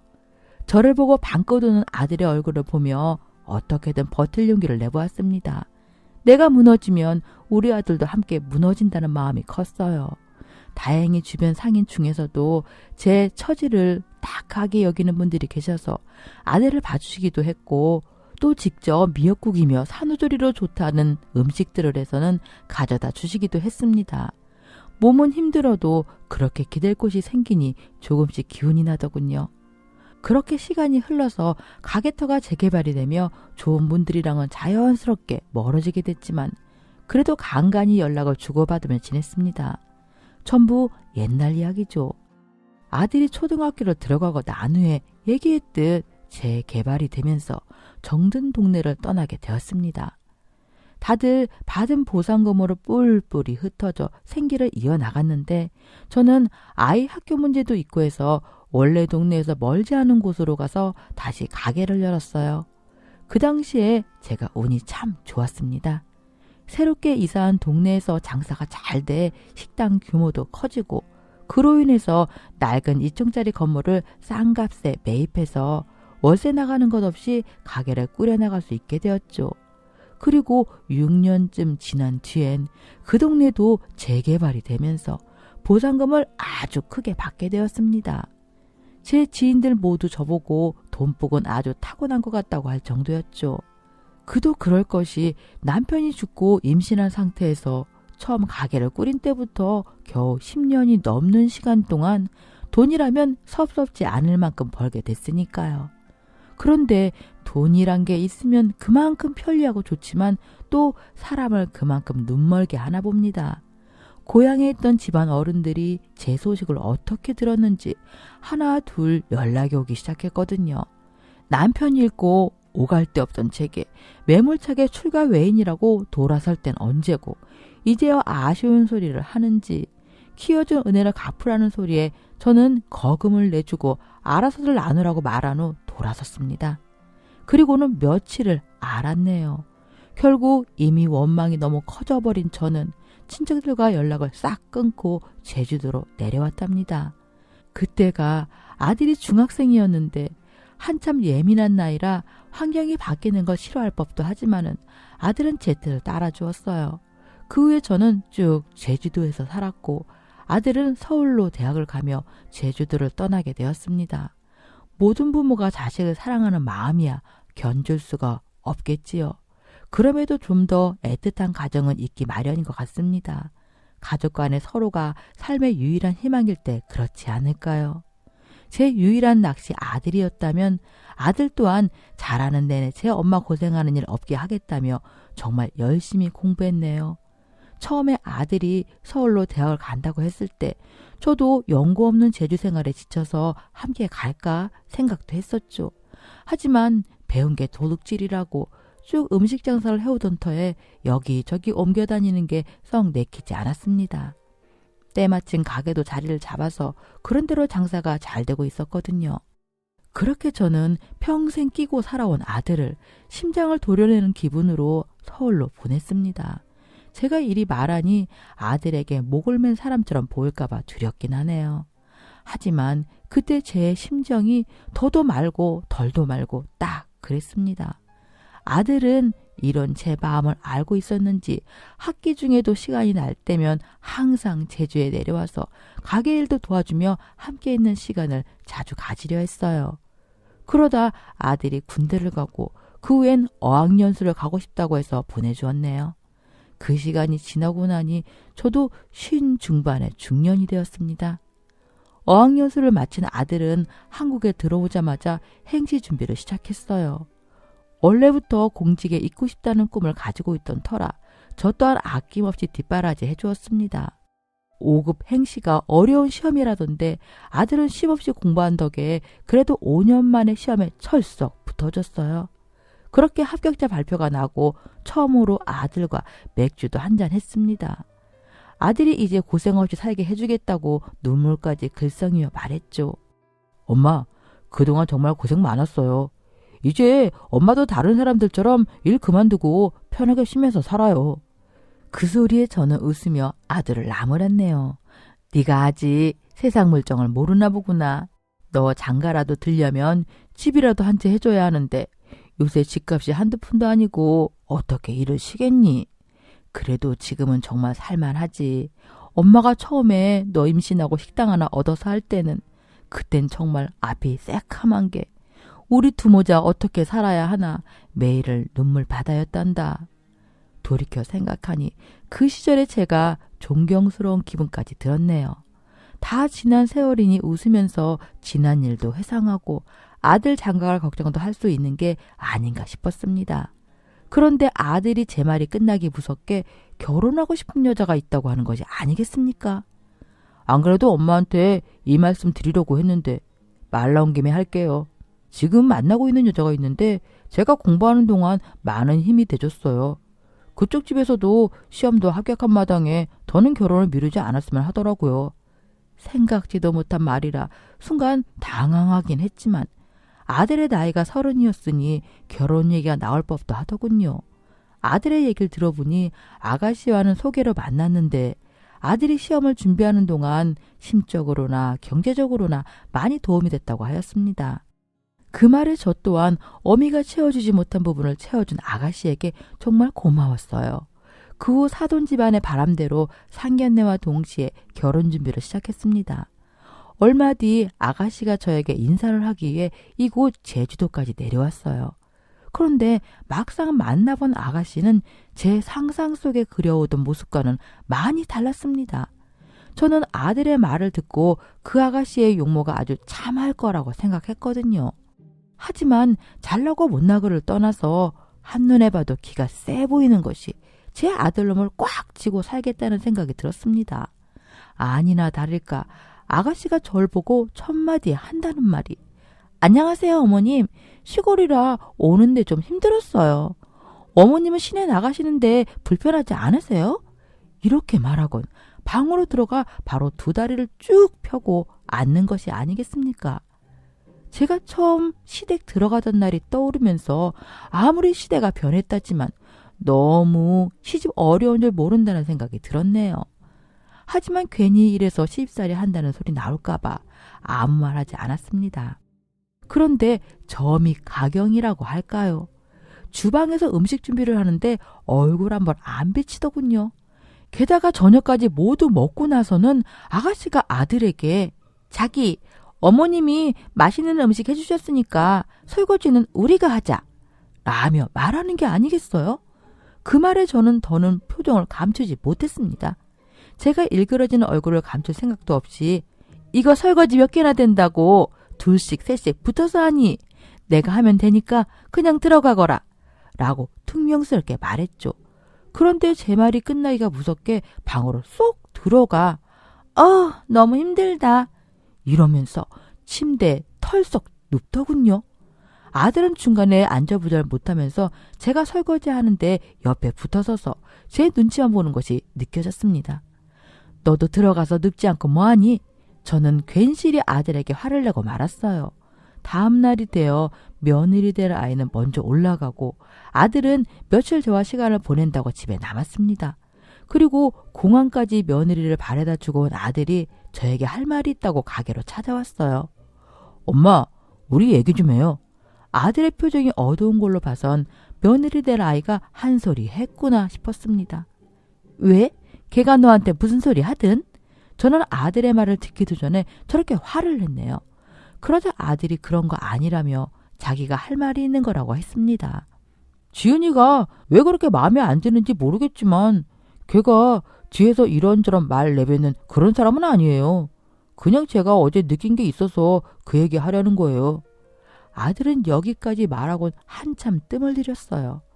그래서 제가 먼저 긴 침묵을 깼습니다. 네가 느낀 게 뭐길래 이렇게 뜸을 들이니? 그러자 아들은 헛기침을 몇 번 하더니 말을 시작했습니다. 엄마는 아버지 돌아가시기 전에 시집살이 어땠어요? 시집살이가 어땠냐니? 그때는 시부모랑 눈도 제대로 못 맞추고 살 때야. 그냥 나 죽었네 하고 사는 거지. 그나마 네 아빠가 이것저것 몰래 도와줘서 버텼지. 그것도 아니었으면은 진작에 버선발로 도망 나왔을 거다. 저는 아들이 묻는 말에 의미도 모른 채 옛날 생각에 잠겨 제가 겪었던 모진 시집살이를 털어놓았습니다. 제 말을 가만히 듣고 있던 아들은 뒷말을 하지 않고 제 얼굴을 뚫어지게 보고만 있었죠. 제 표정 변화를 읽은 아들이 그제야 진짜 하고 싶던 말을 털어놓았습니다. 엄마, 난 시대가 바뀌었니 어쨌니 하는 소린 하고 싶지 않아요. 단지 내가 엄마한테 귀한 자식이듯 지은이도 그 집에선 귀한 자식이에요. 내가 자랄 때 한 번이라도 나한테 설거지나 음식 만드는 거 도우라고 한 적 없잖아요. 지은이도 마찬가지로 그렇게 자랐어요. 또 제가 지은이네 집 가면은 누구도 저보고 집안일 도우라는 사람 없어요. 그걸로 눈치 주는 사람도 물론 없고요. 엄마한텐 그게 대바라진 며느리로 여겨질지 모르겠지만 난 그렇게 생각 안 해요. 앞으로도 아마 지은이는 여기서 크게 바뀌진 않을 거예요. 대신 제가 집에 오면 음식도 하고 설거지도 할게요.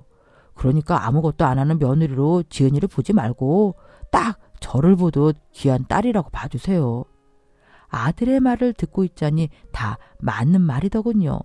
그런데도 제가 시짜단 시어머니라 그런지 마음이 머리를 따라가지 못했습니다. 하지만 제 나름으론 아들의 말을 받아들이고 제 자신을 바꾸기에 애를 썼네요. 특히나 상견례 날이 2주 뒤인데 그 상태 그대로 며느리와 사돈 어른들을 만나면은 진심으로 반갑게 웃을 수 없을 것 같았거든요. 그래서 아들의 말처럼 내 딸이다, 내 딸을 시집 보낸다라고 생각도 해보고 젊은 시절의 저를 보듯 생각도 했습니다. 남편이 죽고 시댁에서 악을 쓰며 남편 잡아먹은 년이라고 저를 내쫓던 게 생각나며 그때 왜 나는 아무 말 없이 당하기만 했는지 지금 생각해도 고구마를 먹은 것 마냥 속이 꽉 막히더군요. 그런 식으로 요리조리 생각해보니 며느리의 행동이 조금은 받아들여졌습니다. 그리고 상견례 날이 되어 저는 오랜만에 서울로 갔습니다. 아들이 데리러 나온다고 했지만 마지막엔 시간이 안 맞아서 저 혼자 바로 상견례장에 가기로 했죠. 그런데 공항에 내려 짐을 찾고 나오니 며느리가 절 기다리고 있는 게 아니겠어요. 분명 아들에게 듣기론 며느리는 사돈 어른들을 모시고 상견례장으로 온다고 했거든요. 제가 멀리서부터 혼자 오는 게 마음에 걸려 나온 것 같았습니다. 그 모습을 보니 그래도 마음 한켠에 놓지 못했던 며느리에 대한 불만이 눈 녹듯 싹 사라졌네요. 저는 처음으로 며느리를 향해 진심으로 웃어줬습니다. 아이고 아가, 여기까지 네가 어쩐 일이니? 부모님 모시고 시장으로 바로 온다고 하지 않았니? 사돈 어른들은 어떻게 가시려고? 내가 죄송해서 어쩌니? 고마운 마음에 괜시리 사돈 어른들께 죄송해서 어쩌나는 말만 연신했죠. 그런데 역시나 제 며느리는 보통 사람이 아니긴 했어요. 엄마 아빠가 길도 모르는 것도 아닌데 뭐가 그렇게 죄송해요. 어머님은 그 가게 초행이니까 누가 모시러 나오는 게 맞죠. 괜히 길 못 찾아서 뱅뱅 돌면 결국엔 더 고생하는 거예요. 저렇게 툭 내뱉는데 희한하게 처음처럼 미워 보이진 않았습니다. 아무래도 며느리의 말이나 행동에 악의가 없다는 게 느껴졌기 때문이겠죠. 그날 상견례는 무리 없이 잘 진행되었어요. 단 하나 걸리는 게 있다면 안사돈께서 자꾸 아들과 며느리의 궁합이 그렇게 좋다며 기뻐하던 모습이었습니다. 이미 말씀드렸듯 저와 죽은 제 남편도 100년 해로할 궁합이라고 어른들이 짝을 지어줬지만 2년을 넘기지 못했으니까요. 그렇게 이미 제 경험으론 사주나 궁합 같은 건 더는 믿지 않기로 했기 때문에 궁합이 좋다니 어쩌니 하는 말도 개의치 않기로 했습니다. 그것 말고는 사돈 어른들과의 만남은 아무 문제 없는 정도가 아니라 정말 좋았네요. 더군다나 저는 아들 앞으로 작은 집 하나 해주겠다고 했는데 그 돈은 제 노후자금으로 아껴두라시면서 아들 며느리에게 주기 위해서 서울 근교에 주택 하나를 마련해 두셨다는 것이 아니겠어요? 이미 공사도 끝나고 혼수도 들어간 상태니 몸만 오면 된다고 말씀하시는데 너무 감사하고 한편으론 이렇게 차이나는 결혼이 나중에 문제가 되지 않을까 걱정도 됐습니다. 그래서 사돈 측에서 아무것도 바라지 않는다고 하셨지만 제 손에서 할 수 있는 만큼 예물도 정성스럽게 준비하고 또 아들과 며느리 앞으로 돈도 마련해 두었네요. 그렇게 사돈과 저 양쪽 모두 최대한 서로를 배려해 준비하니 얼굴 찌푸리를 없고 오히려 새로운 가족이 생겨서 기쁜 일 투성이었습니다. 아들이 결혼하고 몇 년은 서로 왕래도 자주 하며 지냈네요. 제가 가게를 비우기 힘드니 사돈네와 아들 며느리가 제주도 여행 겸 자주 내려와서 저를 보고 갔습니다. 적적한 생활에 위안이 되었죠. 그런데 어느 날부턴가 아들을 제한 사돈네와 며느리가 제주도로 내려오는 횟수가 눈에 띄게 줄었습니다. 저는 몇 번이나 혼자서 내려온 아들에게 조심스럽게 물었어요. 아들, 혹시 요새 안 좋은 일 있는 건 아니지? 제 물음에 아들은 한참 동안 눈을 껌뻑이며 제 말이 무슨 말인지 이해하려 했습니다. 그러더니 손사래를 치며 말하였어요. 아, 그런 거 아니에요. 요새 집사람이 몸이 안 좋아서 장인어른이랑 장모님이 이것저것 신경을 많이 쓰고 계세요. 나중에 집사람 몸 좀 좋아지면 같이 내려올게요. 며느라이 몸이 좋지 않다는 얘기를 듣는데 간이 철썩 내려앉았습니다. 그런데 제 부인이 아프다고 말하면서도 웃고 있는 아들을 보자 안심이 되는 걸 넘어서서 혹시 아이를 가진 게 아닌가? 라는 생각이 들었습니다. 어디가 아프길래 너는 그렇게 걱정하는 기색도 없는 거니? 혹시 좋은 일 생기려고 하는 거니? 저는 내심 기대에 차서 물어보았습니다. 결혼한 지 시간이 꽤 지났는데도 아이 소식이 없어서 안 그래도 궁금하던 차였거든요. 하지만 아들은 그 말에도 아니라고 하는데 이번엔 오히려 좀 듣기 싫은 것 같은 표정이었습니다. 이런 상황이니 제 속은 타들어가기 시작했어요. 분명 임신은 아니고 아들의 말만 따라 어디 몸이 안 좋은 것 같은데 다 같이 똘똘 뭉쳐 저에게 비밀로 하고 있는 상황이니 미치겠더군요. 마음 같아선 당장이라도 서울로 가서는 며느리를 보고 싶었지만 아들놈이 대놓고는 아니지만 그것도 꺼려하는 눈치였습니다. 조만간 지은이 몸 좀 괜찮아지면 다 같이 내려올게요. 크게 걱정할 일은 아니니까 신경 쓰지 마세요. 그러다 엄마까지 병나면 어떡해요. 신경 쓰지 말란다고 신경이 안 쓰이면 그게 어디 가족인가요? 저는 아들이 서울로 돌아가고 나서도 하루하루 며느리의 건강 상태가 걱정이 돼 밤잠도 설칠 지경이었습니다. 그런데 이런 제 마음을 알았는지 2주 후에 연락도 없이 가족 모두가 제주도로 저를 보러 와주었어요. 몇 달 만의 만남인지 너무 반가운 마음에 주책 없는 저는 눈물까지 흘렸습니다. 며느리의 얼굴을 보니 예전보다 살이 빠지긴 했지만 아픈 사람이라기엔 오히려 혈색도 좋고 건강해 보여서 한시름 놓을 수 있었죠. 그 후로는 예전만큼은 아니지만 다시 제주도를 왕래하며 지내게 되었어요. 그러다 일이 터진 건 제가 서울로 나들이를 가게 되면서죠. 그때 제 가게가 있던 지역의 상인협회에서 2박 3일 일정으로 서울 구경을 가게 되었습니다. 저는 내친김에 아들네가 사는 곳도 볼 겸해서 2박 3일 일정 뒤에 따로 시간을 더 냈어요. 그동안 이런저런 이유로 아들네의 집은 한 번도 가보질 못했거든요. 그래서 아들에게 연락해 이래저래 해서 며칠 지내겠다고 말했습니다. 그런데 반갑게 전화를 받았던 목소리와 다르게 제가 간다고 하니 조금 망설이는 기색이 느껴졌어요.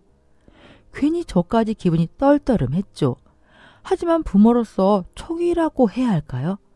무언가가 아들네가 사는 곳으로 저를 이끄는 느낌이었습니다. 보통 때의 저였다면은 아들이나 며느리가 내켜하지 않을 때는 어떤 것도 강요하지 않았지만 그땐 그런 거가 상관없이 막무가내로 아들 며느리 집으로 찾아갔어요. 제가 도착하니 주말이 지난 때라 아들은 출근을 했고 며느리만 있었습니다. 그런데 며느리의 표정이 평소와 좀 달랐어요. 화장도 짙고 눈매가 더 매서워졌다고 할까요? 하지만 말투나 행동에선 크게 다르지 않았습니다. 어머님, 제가 일이 있어서 모시러 못 갔네요. 죄송해요. 오시느라 힘들었죠? 밥 해준 게 없어서 우리 나가서 점심 먹어요. 그이 퇴근하고 올 때까지 근처 구경도 하면서 있죠. 며느리는 제가 짐을 둘 방을 안내한 후 뭔가에 쫓기듯 저를 데리고 집을 나왔습니다. 저는 직구경을 하고 싶었지만 너무 서두르는 통에 말도 못했네요. 그렇게 서둘러 저를 데리고 나온 며느리는 차를 타고 한참이나 더 가서 차를 세웠습니다. 밥을 먹고 나니 며느리는 차도 한 잔 마시자고 하더군요. 아들이 퇴근할 때까지 밖에서 시간을 보낼 생각인 것 같았어요. 며느리의 행동이 너무 이상하게 여겨져서 밥을 먹을 때도 또 차를 마실 때도 마음이 무척 불편했습니다. 그리고 저녁이 되어 아들이 퇴근하고 왔을 때 드디어 동네로 이동해서 저녁밥까지 밖에서 먹고 집으로 돌아갔네요. 낮에 잠깐 집에 들어가긴 했지만 밤에 본 집은 느낌이 확연히 달랐습니다. 불이 꺼져 있어서 그런지 뭔가 으스스한 느낌에 뼛속까지 오한이 드는 기분이었죠. 아들 집에 들어온 시간이 10시가 조금 안 됐을 텐데 전날에 상인협회 사람들과 한참 관광을 해서인지 무척 피곤하더군요. 그래서 주방에서 가볍게 아들네와 이야기를 나누고는 먼저 자겠다고 자리에서 일어섰습니다. 오늘은 하루 종일 밖으로 도느라 몸이 너무 피곤하구나. 직구경은 내일 하는 걸로 하고 오늘은 난 이만 자련다. 어머님 푹 주무세요. 내일은 직구경도 구석구석 시켜드릴게요. 저는 며느리가 마련해둔 2층 방에 올라가 자리에 눕자마자 잠이 들었습니다. 보통 제 집에선 한번 자리에 누우면 아침에 일어나는 시간이 될 때까지 깨는 법이 없는 저인데 아마 며칠 계속된 여행으로 예민해져 있었나 봐요. 그날은 자다가 몇 번이나 깨고 다시 잠들게 반복했습니다. 낯선 곳에서 새벽 어둠을 느껴서인지 뭔가 서늘한 기분이 들다가도 다시 잠들게 반복한 거죠. 그러다 새벽 4시가 조금 넘은 시간이었습니다. 목도 마르고 어느 정도 잠도 달아나서 자리에서 일어났네요. 그런데 제가 방문을 열고 나와 1층 주방으로 가려는데 거실에 촛불이 켜져 있고 웬 그림자 하나가 춤을 추듯 휙휙 움직이는 것이 아니겠습니까? 그림자의 움직임이 무척이나 기괴한 느낌이었죠. 특히나 그 와중에도 집은 아무도 없는 듯 조용해서 더 기괴한 느낌이었어요. 저는 최대한 소리를 내지 않고 천천히 계단을 내려갔습니다. 무슨 일이 일어나고 있는지 확인해야겠다는 생각에 무서웠지만 용기를 낸 것이죠. 그런데 제 눈앞에 펼쳐진 광경은 너무 경악할 모습이었고 저는 그 길로 자는 아들을 깨워 집 밖으로 뛰쳐나갔습니다. 영문도 모르는 아들을 골목이 끝나는 길까지 데리고 나간 저는 숨을 헉헉 대면서 제가 본 광경을 이야기하기 시작했어요. 이놈아, 큰일 날 뻔했다. 우리 둘 다 아주 큰일 날 뻔했어. 그날 제가 본 것은 작두 위에 올라서서 소리 없이 춤을 추고 있는 며느리의 모습이었습니다. 넋이 나간 듯 작두를 타는 며느리의 모습은 낯설다는 말로는 표현이 안 될 만큼 큰 두려움을 안겨줬어요. 더군다나 창밖을 보며 작두를 타던 며느리가 무슨 낌새를 챘는지 갑자기 몸을 휙 돌려 저를 쳐다보는 순간 저는 이대로 큰일이 날 거라는 생각이 들어 아들을 깨워 도망쳐 나온 것이었죠. 제가 아들에게 이런 부분을 전부 설명하고 나자 더욱 놀라운 일이 일어났습니다. 아들은 미안함과 망설임이 뒤섞인 표정으로 저를 보았어요. 그리고는 조심스럽게 말을 꺼냈습니다. 엄마, 지은이가 아팠다고 했잖아요. 신병을 앓은 거예요. 얼마 전에 신내림까지 전부 받았어요. 점집을 차리진 않았지만 사당을 꾸려서 신을 모셔야 하는 게 이제 지은이 일이 됐어요. 많이 놀라셨죠? 아들의 말을 들으며 머릿속으로 맴도는 말은 많은데 도무지 입이 떨어지지 않았습니다. 일단 아들의 회유로 저는 다시 집으로 들어갔어요. 그런데 제 앞에서 항상 당당하던 며느리가 절 보더니 눈물을 뚝뚝 흘리는 게 아니겠습니까? 저는 순간 며느리가 나한테 미안해서 우는 것보다 생각했죠. 그런데 며느리가 하는 말은 그게 아니었습니다. 옥순이 많이 늙었구먼. 우리 점촌 살 땐 새색시였는데 말이지. 우리 아들 며느리 보니 내가 더는 걱정 없이 마음 편하게 눈 감을 수 있겠구먼. 며느리는 이렇게 말한 후 풀썩 주저앉았습니다. 저는 며느리가 점촌이라는 말을 한순간 아들이 태어나는 것도 못 보고 죽은 제 남편을 떠올렸어요. 그런데 이상한 점은 옛날 사람들이 그 지역을 점촌이라고 불렀기 때문에 아들 며느리는 제가 점촌에 살았는지도 몰랐어요. 풀리지 않는 의문 속에서 저는 저대로 또 아들과 며느리는 둘 나름으로 생각이 많아져 더 이상 대화는 하지 않았습니다. 다음날 아침이 되고서도 집안은 조용했어요. 아들도 그날은 출근을 안 했더군요. 저는 이대로 서로 아무 일 없듯 넘어갈 수 없다는 생각에 먼저 말을 꺼냈습니다. 어제 내가 그렇게 뛰어나간 건 미안하구나. 하지만 나는 그런 미신 같은 건 믿지도 않고 알고 싶지도 않단다. 앞으로도 너희가 어떻게 살든 내가 뭐라고 할 수 없다만 내 앞에선 최대한 이런 것들을 자제해 주길 바란다. 젊을 적 남편과의 궁합에 대한 상처가 남아있어서 저는 며느리가 무당이 된 것이 무척 못마땅했지만 이미 가족이 된 아이에게 더 모진 말을 해서 무엇하나 싶었어요. 제 말에 며느리는 평소 제가 알던 그 모습 그대로 대답을 하였습니다. 그래서 이도 어머님을 우리 집으로 안 모시려고 했던 건데 아무튼 앞으로는 조심할게요. 아, 그리고 아버님이 이제 진짜 가신다고 어머님 건강하게 잘 지내시래요. 저는 마지막으로 며느리가 한 말을 애써 못 들은 척 했지만 시간이 지나서도 그 말은 한참을 제 가슴에서 떠나지 않았네요. 가끔은 진짜 제 남편이 저를 찾아온 건가 궁금하기도 하지만 며느리에게는 한 번도 그런 쪽으로 물어보지 않았습니다. 그리고 제가 사는 동안은 며느리의 다른 삶에 대해선 관심 가지지 않으려고요. 그 일이 있고 한동안은 아들 내외와 또 사돈 내외까지도 불편했지만 역시나 가족은 가족이었습니다. 얼마 지나지 않아서 다시 예전으로 돌아갈 수 있었죠. 요새는 코로나 시국에 또 며느리가 늦은 나이에 아이를 임신해서 한동안 못 보고 지내고 있습니다. 무뚝뚝하고 돌려 말할 줄 모르지만 누구보다 예쁜 제 며느리가 코로나 끝나고 보자고 해서 언제 다시 볼 수 있을지 모르겠네요. 하지만 그래도 며칠에 한 번은 영상통화도 하면서 소식 전하고 있습니다. 얼른 코로나가 종식되고 다시 한번 사돈 내외와 아들 내외 그리고 태어날 손주와 다 같이 모여서 즐거운 시간을 보내고 싶네요. 안녕하세요. 저는 일밖에 모르던 50대 가장입니다. 일 중독이냐고요? 아니요. 세상에 일 중독인 사람들은 하나같이 다 문제가 있는 게 분명합니다. 자기 회사면 몰라도 남의 회사 다니면서 일 중독인 사람들 말이에요. 그게 말이 되나요? 전 일이 좋아서는 절대 아니고 일을 해야 먹고 사니까. 그것도 잘 먹고 잘 살려면 일을 해야 하니까 의무감으로 열심히 돈을 벌어왔습니다. 제가 열심히 돈을 벌었다고 해서 많이 벌었다고는 볼 수 없지만 그래도 회사 생활하면서 월급 꼬박꼬박 나오지만 그런데도 그게 부족할 것 같으니 조금 더 여유롭게 생활하라고 마누라에게 푼돈이나마 더 쥐어줬습니다. 아르바이트까지 해서 말이죠. 딸아이는 중학생인데 요즘 중학생 애들 돈 쓰는 씀씀이가 장난 아닌 것 아시죠?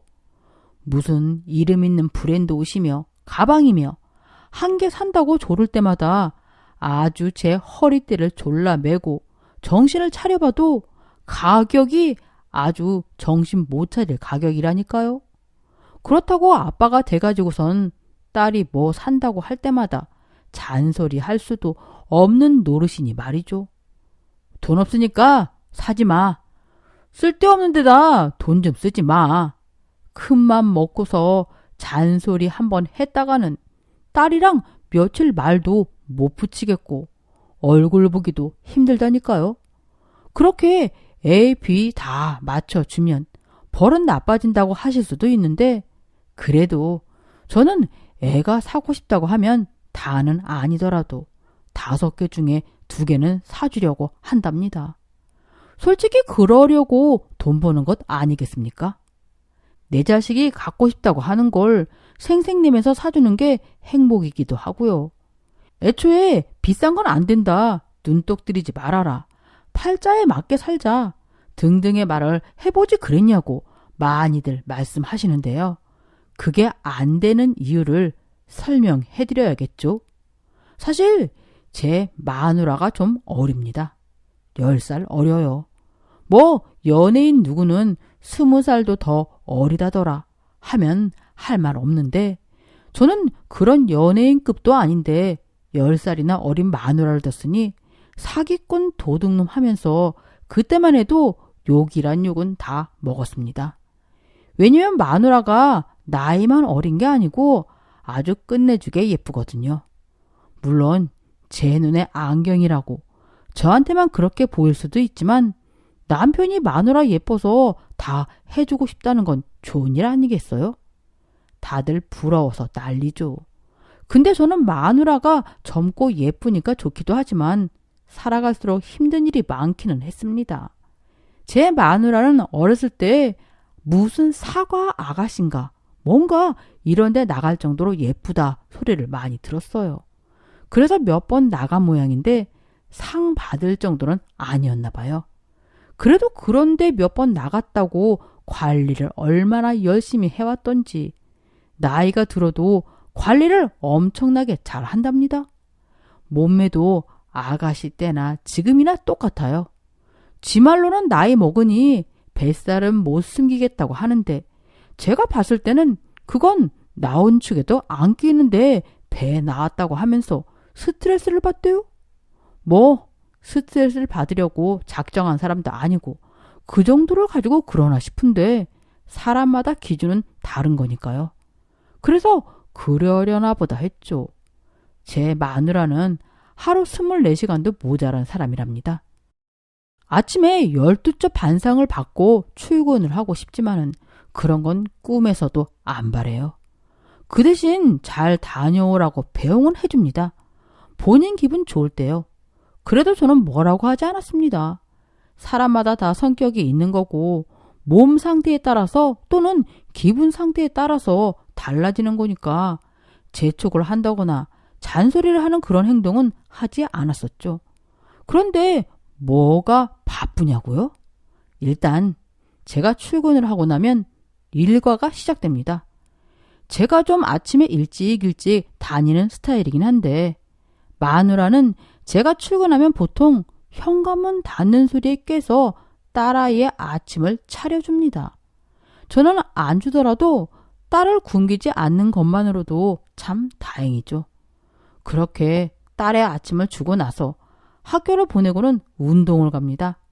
어떤 날은 헬스도 하고 어떤 날은 줌마 댄스인가 뭔가 그런 것도 하고 어떤 날은 필라테스인가 뭔가 그것도 하고 운동만 해도 종류가 얼마나 많던지요.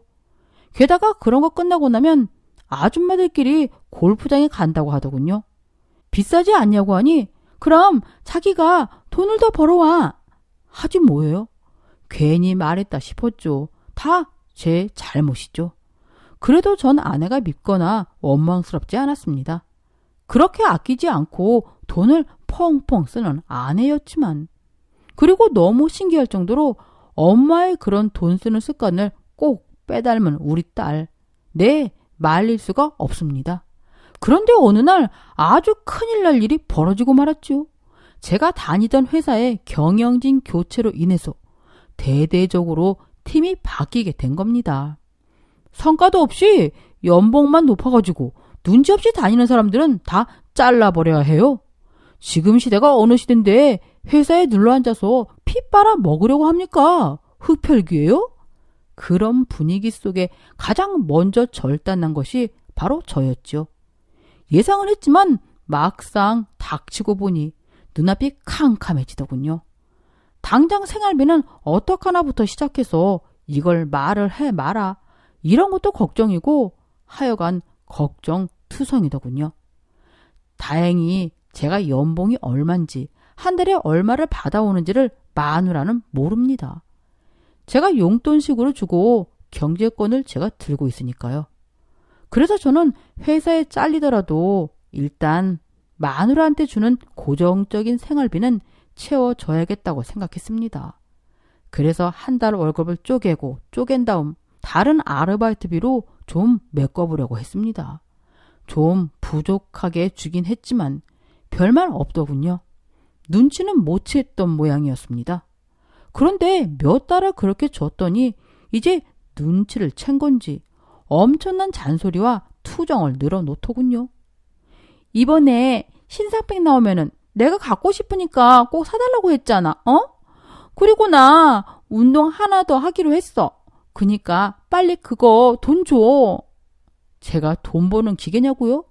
왜 이렇게 마누라가 철없이 돈 타령하는데도 돈을 다 주냐고요? 왜냐면 제 마누라의 씀씀이는 하루아침에 만들어진 게 아니기 때문입니다. 저희 장인어른은 사업체를 운영하고 계셔요. 한마디로 마누라는 사장 딸인 거죠. 어렸을 때부터 갖고 싶은 거, 입고 싶은 거, 먹고 싶은 거는 물론이고 기사가 학교에 데려다 주고 했었대요. 어린 나이에 겉멋만 잔뜩 들었겠죠. 근데 전 이 사람이 뭐가 그렇게 좋았는지 그걸 다 맞춰주겠다고 지키지도 못할 약속을 하고 결혼을 해버린 것이니 어떡합니까? 입이 방정이죠. 그래서 내 팔자려니 하고 힘들어도 티내지 않고 뼈 빠지게 열심히 일하고 다닙니다. 몸이 좀 힘들고 피곤하니까 가끔은 낮에도 별이 보일 만큼 눈앞이 핑핑 돌 때도 있고 잠깐 앉아있으면 졸음이 쏟아져서 픽 고꾸라져서 잠이 들 때도 있지만 정말 많이 힘들 때면 병원 가서 링겔 좀 맞고 쉬다 오면은 그래도 또 잠깐 버티겠더라고요. 그렇게 살아왔습니다. 아르바이트도 안 해본 일이 없네요. 예전엔 출근 전에 새벽에 일찍 나가서 신문을 돌리는 일을 하곤 했는데 갈수록 신문 보는 사람들이 줄어들다 보니까 일도 줄더라고요. 일이 주니까 금액이 얼마 안 되고요. 그래서 새벽 시간에 녹즙 배달도 해보고 우유 배달도 하고 그랬죠. 퇴근하고 저녁 때가 오히려 할 만한 아르바이트가 많았는데 전단지 돌리는 거 있죠? 그게 운동도 되고 나름 괜찮았네요. 하루나 이틀 단위로 아파트 단지 하나 맡아서 전단지를 집집마다 대문짝에 붙이는 거였죠. 저는 신문 배달, 우유 배달 하는 것보다 그게 더 쉬웠습니다.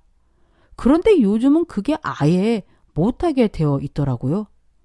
집 지저분해진다고 문짝에 뭐 못 붙이게 하고 또 외부인이 함부로 못 들어온다고 하면서 그런 걸 단속하고 하니까 경비 아저씨들이랑 싸우는데도 한계가 있다 보니 요즘엔 그냥 안 하게 되더군요. 그래서 그 다음으로 하게 된 게 지하철에서 물건 파는 거였습니다. 몸으로 뛰면서 하는 일만 하다가 사람들 앞에서 말을 하려니까 어찌나 창피하던지. 처음엔 진짜 입이 안 떨어지더라고요. 어떻게 말해야 하나 싶었고 내가 말하면 사주려나 걱정도 되고요. 그래서 연습을 엄청나게 했습니다. 제가 매일 똑같은 걸 파는 건 아니지만은 그래도 그것도 나름대로 패턴이 있더군요. 한두 번 연습하고 해봤더니 해볼만 하더라고요.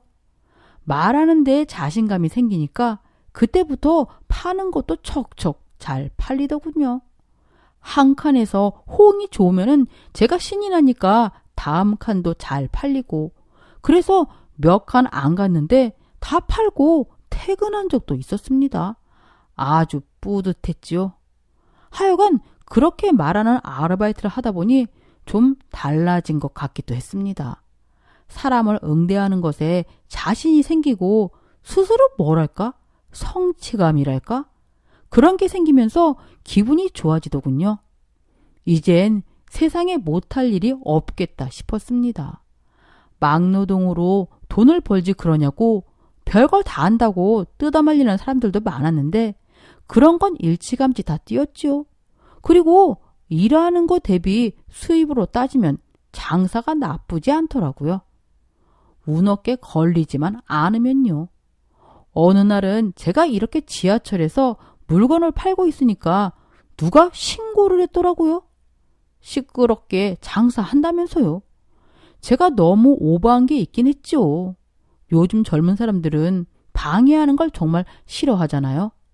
이어폰 꽂고 각자 핸드폰만 보고 그러기에 별 신경 안 쓴다고 생각했는데 제가 시끄러웠는지 신고를 했고 저는 하필 얼마 팔지도 못했는데 걸려서 난감했었습니다. 지하철에서 뭘 파는 게 사실 불법이니까 저로서는 할 말이 없죠. 그냥 죄송하다고 사정사정을 했습니다. 그때였어요.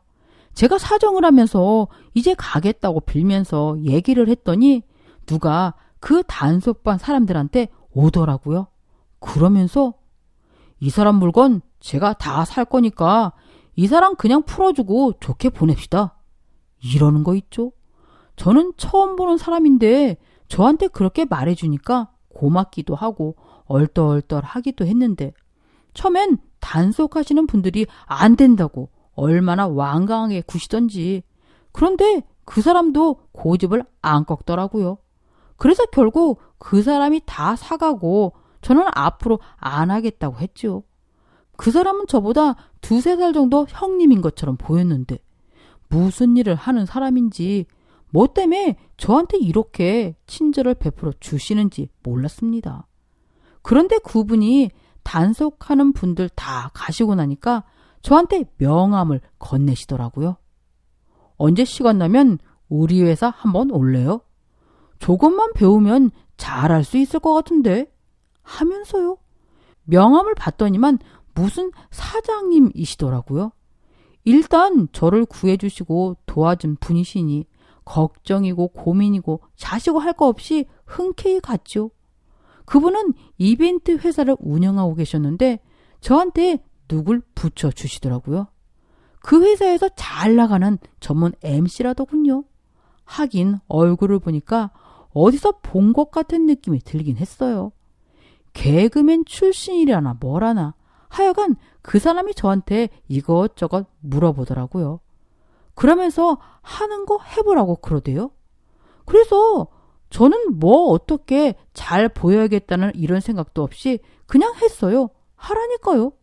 그랬더니만 잘한다고 칭찬을 해주더라고요. 칭찬받으니 기분이 좋았죠. 그 전문 MC분은 저한테 몇 가지를 알려주면서 다시 해보라고 했고 저는 그 사람이 알려주는 대로 따라했네요. 그랬더니 진짜 몇 번 하지 않았는데 금방 달라지더라고요. 너무 신기했죠. 이벤트 회사 사장님은 저한테 몇 번 따라다니다 보면은 잘할 수 있을 거라고 했고 여러 행사에 저를 보내셨습니다. 물론 처음부터 잘할 수는 없으니 가서 남들 하는 거 보고 배우라는 의미로 참가만 했지요. 저는 물건 나르고 정리하고 하면서 이벤트 행사에 필요한 소품이나 장식들을 정리하고 했습니다. 그러면서 남들이 하는 걸 자주 보았고 그 사람들이 하는 모습을 보니까 저도 가슴 설레고 좋더라고요. 할 수 있겠다는 자신이 막 생긴 건 아니었지만 남들 앞에서 얘기하는 게 저한테 잘 맞는 일이어서 그런지 저는 아주 좋았어요. 그동안 누가 얘기해 준 적이 없어서 몰랐는데 제가 재미있는 사람이라고 하더라니까요. 처음 제가 맡게 된 행사는 돌잔치였습니다. 아무래도 저도 아이를 키워본 부모인지라 어렵지 않더라고요. 꼬마 손님들도 저를 잘 따라주었고 재밌다고 해줬고요. 행사 하나 잘 끝내고 나니 추천도 많이 해주셨고 사장님께서도 흡족해 하시고는 저를 많은 행사에 넣어주시곤 하셨습니다. 그래서 주말에는 거의 고정적으로 제가 행사를 진행하곤 했었네요. 평일에는 일반 회사 나갔고요. 능력이 없으니 회사마다 자꾸 연봉을 줄이는데 저는 아쉬우니까 그거라도 받으면서 하겠다고 한 거였거든요. 그런데 주말에 행사 아르바이트를 하니까 어느 정도 전에 회사 연봉이랑 비슷했다가 또 경력이 쌓이고 실력이 늘고 하다 보니 꽤 쏠쏠하게 됐습니다. 돈 잘 벌면 기분 좋잖아요. 마누라한테 두둑한 돈 봉투 손에 쥐어주는 재미가 있지 않습니까? 요즘 월급은 계좌로 들어와서 그런 재미를 못 느끼잖아요. 그런데 저는 그 재미가 좋아서 돈을 뽑아서 주거든요. 현금으로. 돈 만져볼 일이 많지 않으니 저는 한 달에 한 번이라도 돈 뽑으면서 한 번 만지고 주는 겁니다. 주말에 행사 아르바이트 하고 돈을 많이 벌게 되니 아주 뿌듯했습니다. 간만에 마누라한테 큰 소리 한 번 쳤네요. 맛있는 음식이나 먹으러 갈까? 아니면 뭐 갖고 싶은 거 있다며? 그거 샀어? 아직 안 샀지? 같이 사러 갈까? 하면서 목에 짠뜩 힘을 줬네요. 그런데 이렇게 벌다 보니 제가 욕심이 생기더라고요. 좀 괜찮은 행사, 큰 행사 같은 거 있으면은 회사에 연차 제출하고 가기도 했답니다. 그랬더니 이벤트 회사 사장님도 저를 믿고 맡겨주셨지요. 이 회사가 4대 보험 되고 퇴직금도 있다면 평생 뼈를 묻고 싶고 그랬겠는데 아쉽게도 이런 회사는 정규직이 없다고 하더라고요. 이게 다행인 걸 수도 있겠지만요. 아무튼 그렇게 저는 열심히 벌고 잘 벌었습니다. 딸아이도 두세 달에 한 번 쇼핑하던 거 아빠 덕분에 자주 할 수 있다고 좋아하더군요. 딸아이랑도 가까워진 것 같아서 좋았습니다. 마누라도 신이 났죠. 더 바쁘게 어딜 쏘다니더군요. 그러던 어느 날 이벤트 회사 사장님이 제가 평일에 근무하고 있는 시간에 전화를 다 주시더라고요. 무슨 일인가 했는데 일을 맡는다고 해야 할지 못한다고 해야 할지 고민이라면서 저한테 혹시 괜찮겠냐고 물어보시더라고요. 사장님 성격에 고민하실 만한 일이라니 의아했죠. 사장님은 굉장히 쿨하고 배포가 크신 분인데 무슨 일이길래 저한테 전화까지 하시면서 상의를 하시나 싶어서요. 사장님은 어렵사리 저한테 물어보시더군요. 혹시 묻지마 관광이라고 들어봤는가? 뭘 묻지마요? 아니, 무슨 이벤트? 여행? 이런 테마로 꾸며진 건데 성인들만. 아이고, 내가 지금 무슨 말을 하는 건지 모르겠네 하면서 난감해 하시더군요. 사장님이 하도 난감해 하시길래 저는 대충 눈치를 챘죠. 많이 준답니까? 그러니까 고민을 하고 있는 거 아니겠어? 몇 번만 가도 생활에는 도움이 될 것 같으니 물어보는 게야. 남사스러워 못하겠다 싶으면 말고. 아이고, 제가요? 그럴 리가요. 많이 주면 저야 감사하죠. 당장 하겠습니다. 그래서 저는 묻지마 관광의 진행을 맡게 되었습니다. 사실 묻지마 관광이 뭔지 잘 몰랐어요. 그냥 남사스러운 집단? 회계 망측한 집단? 뭐 그런 느낌이라고만 알고 있었죠. 제가 보수적이고 다친 사람이라고 생각하실 수도 있겠지만 하여간 제 정서에 썩 어울리는 일은 아니었네요. 단지 금액이 마음에 들어 쿨하게 결정한 일이었지요. 그런 행사를 하러 가려니 걱정이 많이 되더군요. 금액이 많으니 부담이 됐던 것도 사실이고 혹시나 마음에 안 든다고 환불 요청이 들어온다거나 할까 봐서요. 그게 진행자의 역할도 중요하고 그날 어떤 사람들이 오느냐에 따라서도 분위기가 많이 달라지는데 분위기가 좋고 잘 되고 그러면 팁도 별도로 받을 수 있다고 하더라고요. 이왕 잘 돼서 팁도 받으면 얼마나 좋겠습니까? 저는 그렇게 뜬 눈으로 거의 밤을 지새우다시피 하고 드디어 결전의 날 야유회 복장을 하고 곰돌이 탈을 쓰고 관광버스에 올랐습니다. 더운데 탈까지 쓰고 그 좁은 공간에 서서 말하려고 하니 조금 어색하고 답답하고 그렇더라고요. 근데 제가 또 워낙 단순한 사람이라 그래도 이게 얼만데 하는 생각을 하니 그깟 더위와 답답함은 금방 또 이겨낼 수 있겠더군요. 묻지마 관광에 온 여자들부터 버스에 올라탔습니다. 모두 가면을 쓰고 옆자리를 비워둔 채로 자리에 앉았지요.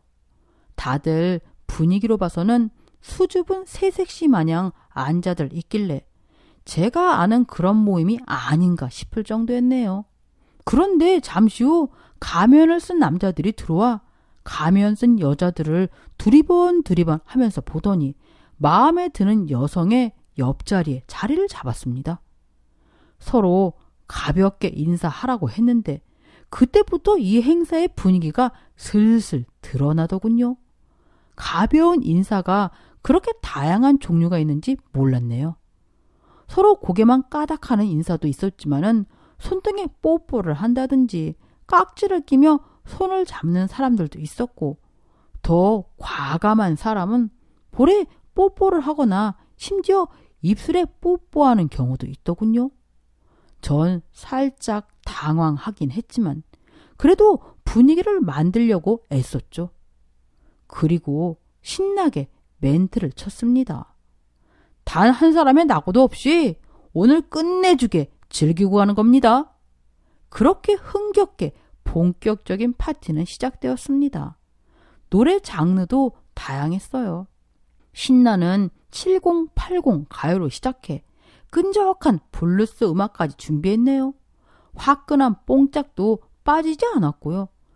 저도 처음에는 긴장해서 그런지 제가 무슨 말을 하고 있는 건지 잘 하고 있는 건지 등등 생각이 많고 잘 보이지도 않았는데 그래도 시간이 지나니 이것도 적응이 되긴 하더라고요.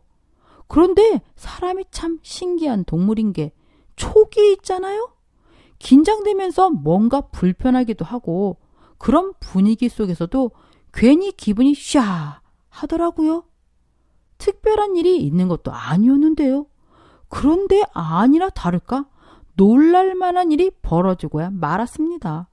관광버스의 분위기가 아주 후끈 달아올랐을 무렵 사람들은 누군가를 향해서 환호성을 질렀고 그 사람이 만들어낸 야릇한 분위기에 다른 사람들도 분위기가 한껏 달아올랐습니다.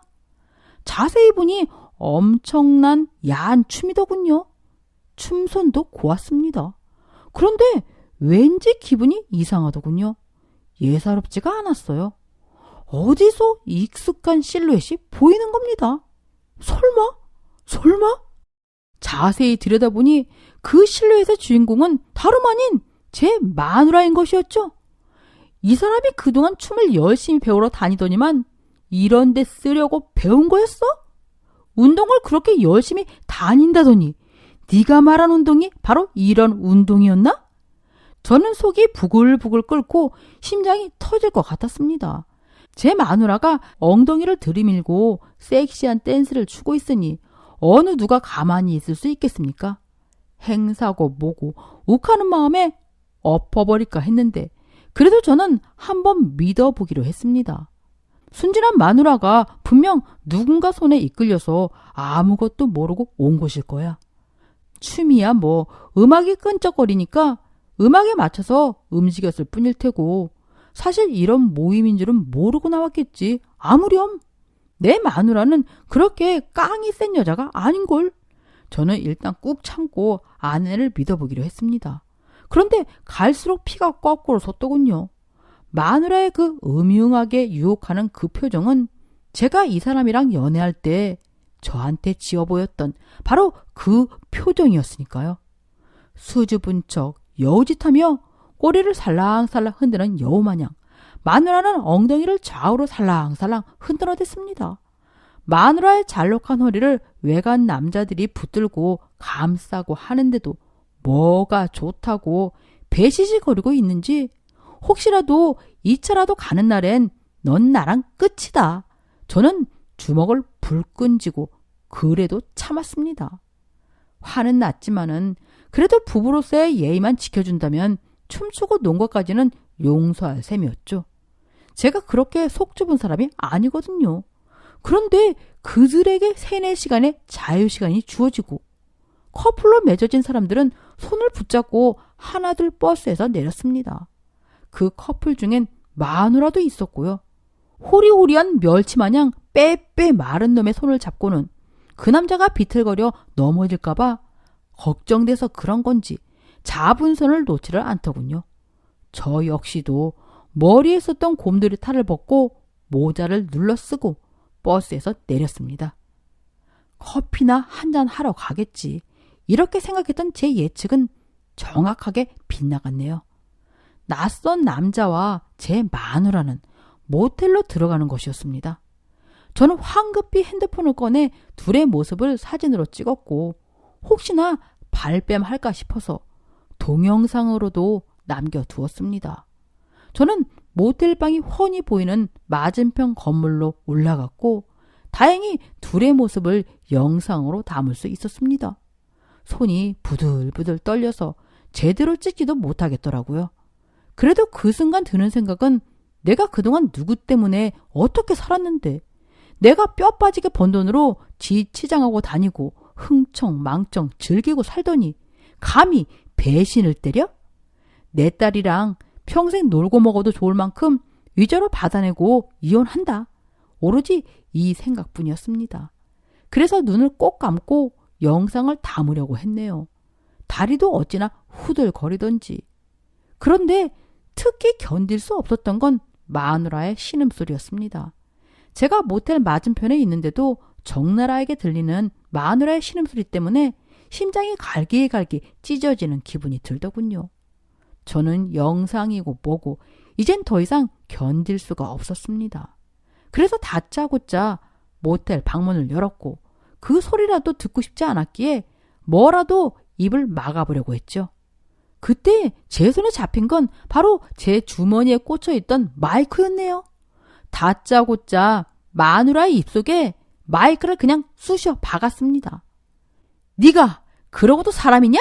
이 짐승아! 집으로 돌아와 저는 이혼하자고 말했고 이 뻔뻔스러운 마누라는 이혼은 절대 하지 않겠다고 하더군요. 아이를 위해서요. 그래서 제가 그랬죠. 아이를 위해서라도 반드시 이혼해야겠다고요. 전 그 동영상을 증거로 이혼 소송을 진행했고 그동안 제가 뼈 빠지게 고생하며 갖다 바쳤던 급여 내역서, 카드 사용 내역 등 하나도 빠짐없이 제출했습니다. 이렇게 딸을 귀하게 키워내신 장인 어른께도 친절하게 동영상을 보내드렸죠. 장인 어른께서는 기겁하시고 제가 바로 마음의 안정을 취할 수 있도록 제 계좌를 채워가며 도와주셨고 다행히 이혼 소송 역시도 잘 마무리가 되었네요. 저는 위자료를 아주 톡톡히 잘 받아냈습니다. 딸아이는 당연히 제가 키우게 되었고요. 꼴랑 딸아이 아침 차려준 거 가지고 양육에 힘썼다고 생색을 내기에 그 주둥아리를 한 번 더 내치고 싶었지만 꾹 참았네요. 그동안 가난하고 능력 없는 남자가 부잣집 딸내미한테 맞춰가며 사느라 생고생을 했으니 전 이제 보란듯이 잘 살아볼랍니다. 이제 저도 하고 싶은 거 해보고 살아봐야겠어요. 마음대로 비싼 옷도 사보고 먹고 싶은 메뉴도 골라보고 딸아이가 갖고 싶다는 옷도 금액 신경 안 쓰고 한번 펑펑 돈 써볼랍니다. 긴 이야기 들어주셔서 감사합니다. 이젠 신나게 잘 살 겁니다. 오늘 사연글에 여러분의 소중한 댓글 참여 기다리면서 구독, 좋아요, 공유는 물론 알람 설정도 부탁드립니다. 그럼 오늘도 함께 읽어주셔서 감사합니다.